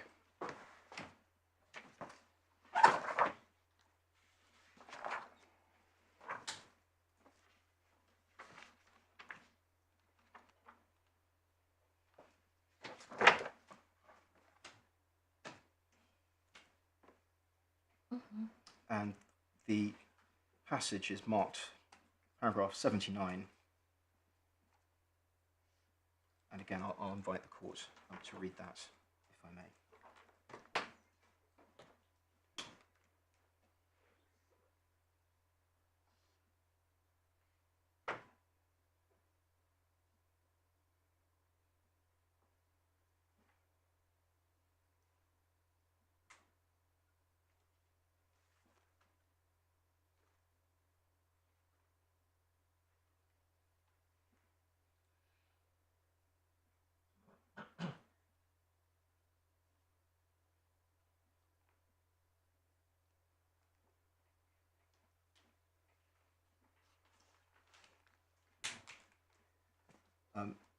The judgment also records partly reasoning and partly submission at the foot of that page between G and H.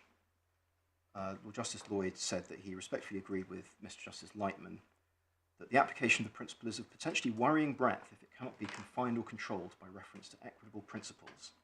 It would be more satisfactory if substantial delay in raising the point with knowledge of the problem, as in the case before him, could be treated as relevant to the grant or withholding of relief.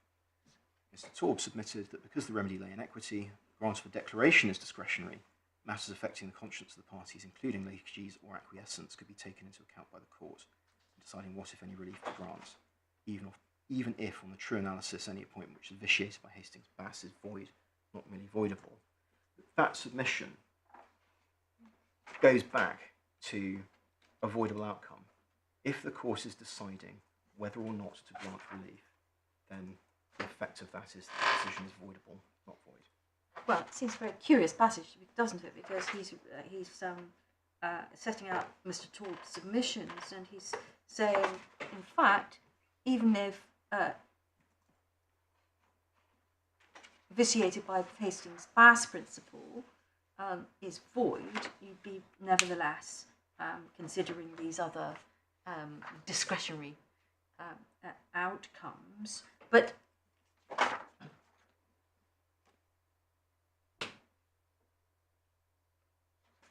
that seems to be kind of mixing apples and pears. Well, yes, it does. I mean, this is why this area is a thicket.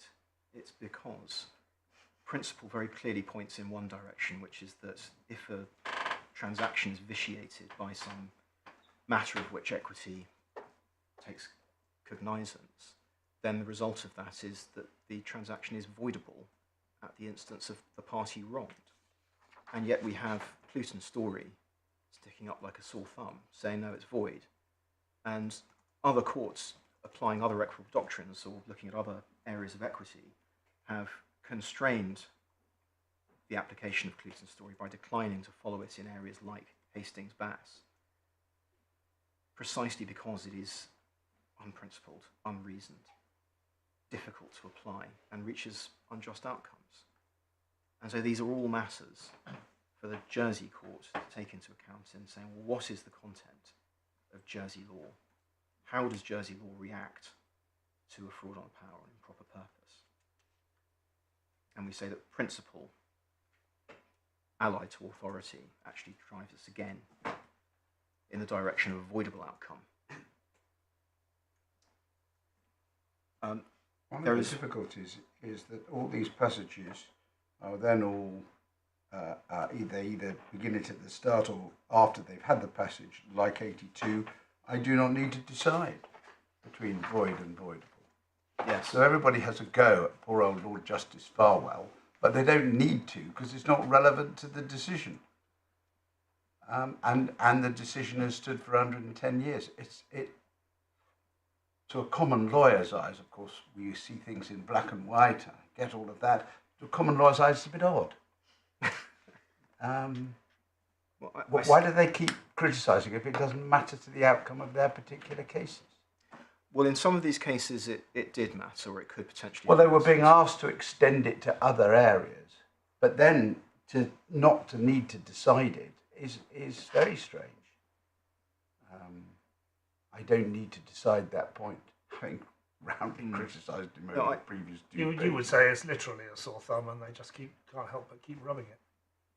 Well, that's my thoughts. I think what underpins this really is the background to all these Hastings Bass applications, which was that trustees were entering into transactions, whether dispositive ones or otherwise, or settlers were putting money into trust, and there was an unforeseen and horrendous tax consequence, and so they wanted to go back to court to get it undone.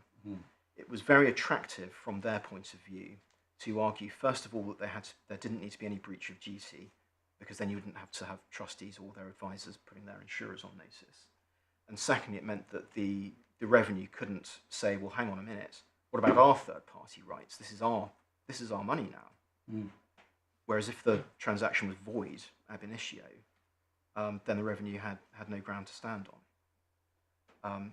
So against the background of that ecosystem of tax planning gone wrong, that's why this assumes such significance from probably the late 90s onwards. And in pension schemes, when there were all sorts of errors of administration and errors in amending deeds, and the complications were enormous. But I don't know, you probably don't know, Brenner and Granville Grossman, that was a case where Mr. Justice Park refused the Hastings Bass, I think. Really? He did. It was an attempt to extend Hastings Bass beyond its proper limits, even as then understood. What had happened in Granville Grossman was that trustees had a power that lasted until a particular time, and they had not exercised it within time. And so then they said, well, can we exercise it out of time? And the answer was no, Hastings Bass doesn't stretch that far. And they also relied on an equitable doctrine of completing an incomplete transaction. Thank you. I'm sorry to take you a long way off the relevant ground. No, this has been a delightful trip down memory lane. And for me too. There's one final case on principle, if I may, which is a company law case decided very recently in the Privy Council, which is called Tianrui International Holding and China Shanshui Cement Group, which is probably mispronounced. It's at tab 55, the end of volume 4.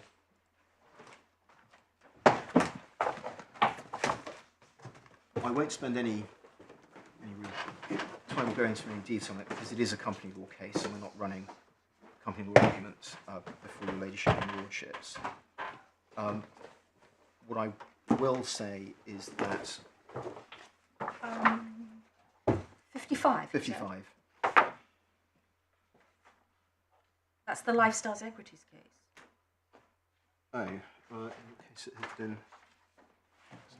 It's numbered in my. It should be the case after Lifestyle Equities. Thank you. I don't. It is, and I didn't have the tabs in the wrong place. That's why. I'm grateful, lady. I'm sorry. Right.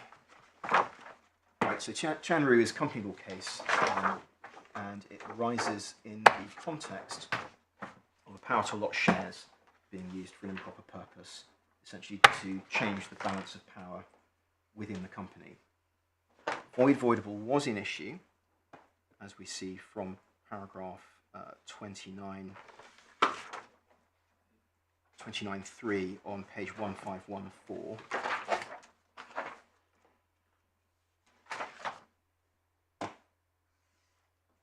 And the particular passage to which I was invite your attention is at paragraph 74, which is on page 1528.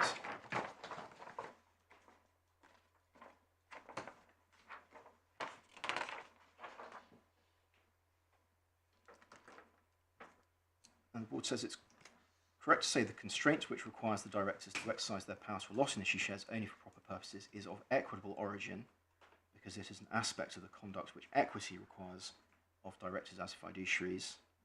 This is, for example, the reason why the exercise of the director's power to allot in issue shares is only rendered voidable rather than void by an equitable impropriety in its exercise, and why a challenge to his exercise may be ineffective against a bona fide purchaser of issued shares.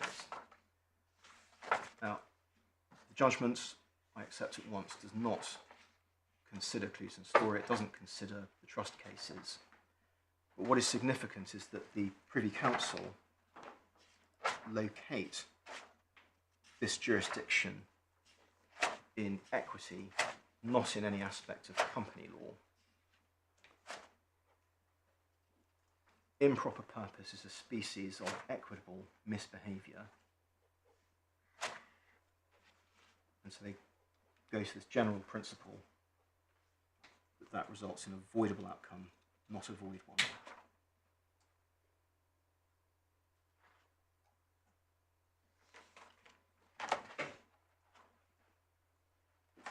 So closing off equitable principles, the Jersey court, as I've said, would be starting with a clean slate, starting from principle. And in my submission, if we are to start with principle, then that points us towards a voidable outcome and not a void one. In Tian Ri, sorry to No, go back to it, but at 29.3, as you've said, they identify void or voidable as an issue to be decided. You then took us to paragraph 74, and it looks as by that time they've decided it's voidable rather than void. Is there somewhere in the judgment where they actually address that question? I couldn't see one that really approached this in a focused way, no. Right, oh, okay. It was a statement of principle that, apart from anything else, we thought we should draw to this court's attention. No, that's fine if that's all there is. I was just a bit surprised because they seem to say that's an issue they're going to address. I just wondered where. Yes. And the underlying case that they cite is an Australian case, Residues, and it's called Residues, Treatment and Trading Co. and Southern Resources, which I did go to the library again and look that one up. And it rests on a handful of 5, I think, other Australian cases, so I won't pursue that one any further. Okay, thank you. Our final collection of submissions then is about the criticism of Coulson's story. Part of the picture for the Jersey court would be, well, how has Coulson's story, how has the void outcome been received? At paragraph 80 of our skeleton argument, we have collected together criticisms of Coulson's story. Just give me that reference again. Paragraph 80 of our skeleton argument. 80. 80, Yep. which is tab 3 of the appeal bundle, page 132.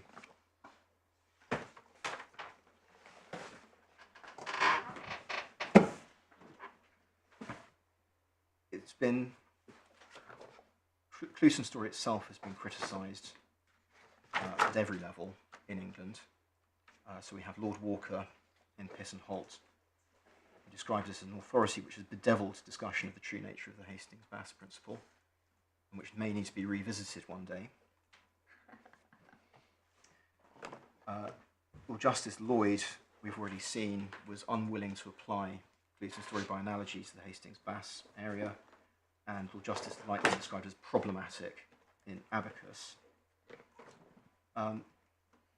Professor Graham Virgo, in a recent edition of Principles of Equity and Trusts, says that it's unfortunate that the Supreme Court in Pitt and Holt failed to recognise that the improper purpose doctrine should render the disposition voidable rather than void.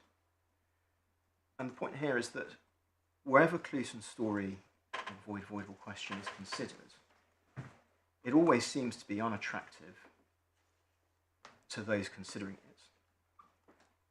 In some of the authorities or some of the textbooks and cases, Coulson story is cited as authority for a particular proposition, but without any critical evaluation of it.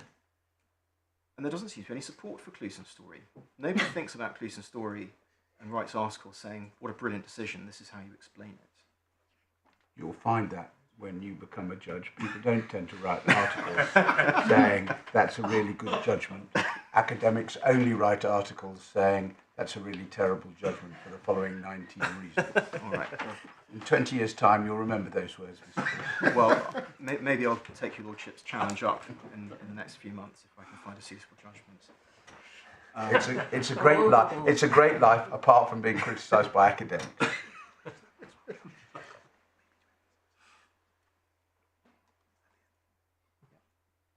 Sorry, I'll put you off. No, not at all. I think I put it off. So you're saying, where is the warm glow for Clute? And there isn't one. That's right. That's right. And perhaps part of the reason for that is that improper purpose is actually quite hard to distinguish from inadequate deliberation, because trustees who take into account an irrelevant factor are very close to acting for an improper purpose, and vice versa. So it aligns much more naturally with an adequate deliberation, which of course gives us the voidable outcome. Except for the fraud element, of course. And therefore the actual intention to do something for which the power is not intended and actually is beyond its scope. So that's rather different from, oh, bother, we forgot the inheritance tax. Well, yes, I mean, I certainly take the point in the tax context, but where, for example, well, we can take the reclaw line of cases where trustees exercise a power to benefit a beneficiary by donating money to charity on their behalf. Well, that charity is not an object of the scope of the power, and it would be quite a difficult decision to make as to where the precise boundary of that lay.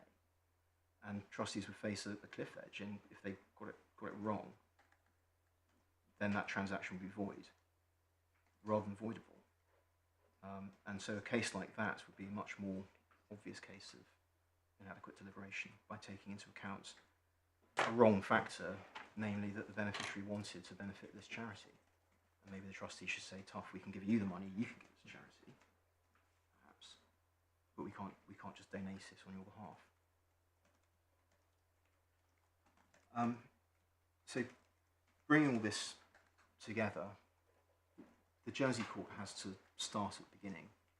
It is not bound by English law, it doesn't have to follow English law. There's no question for the Jersey court, do we follow Coulson's story, do we do something different?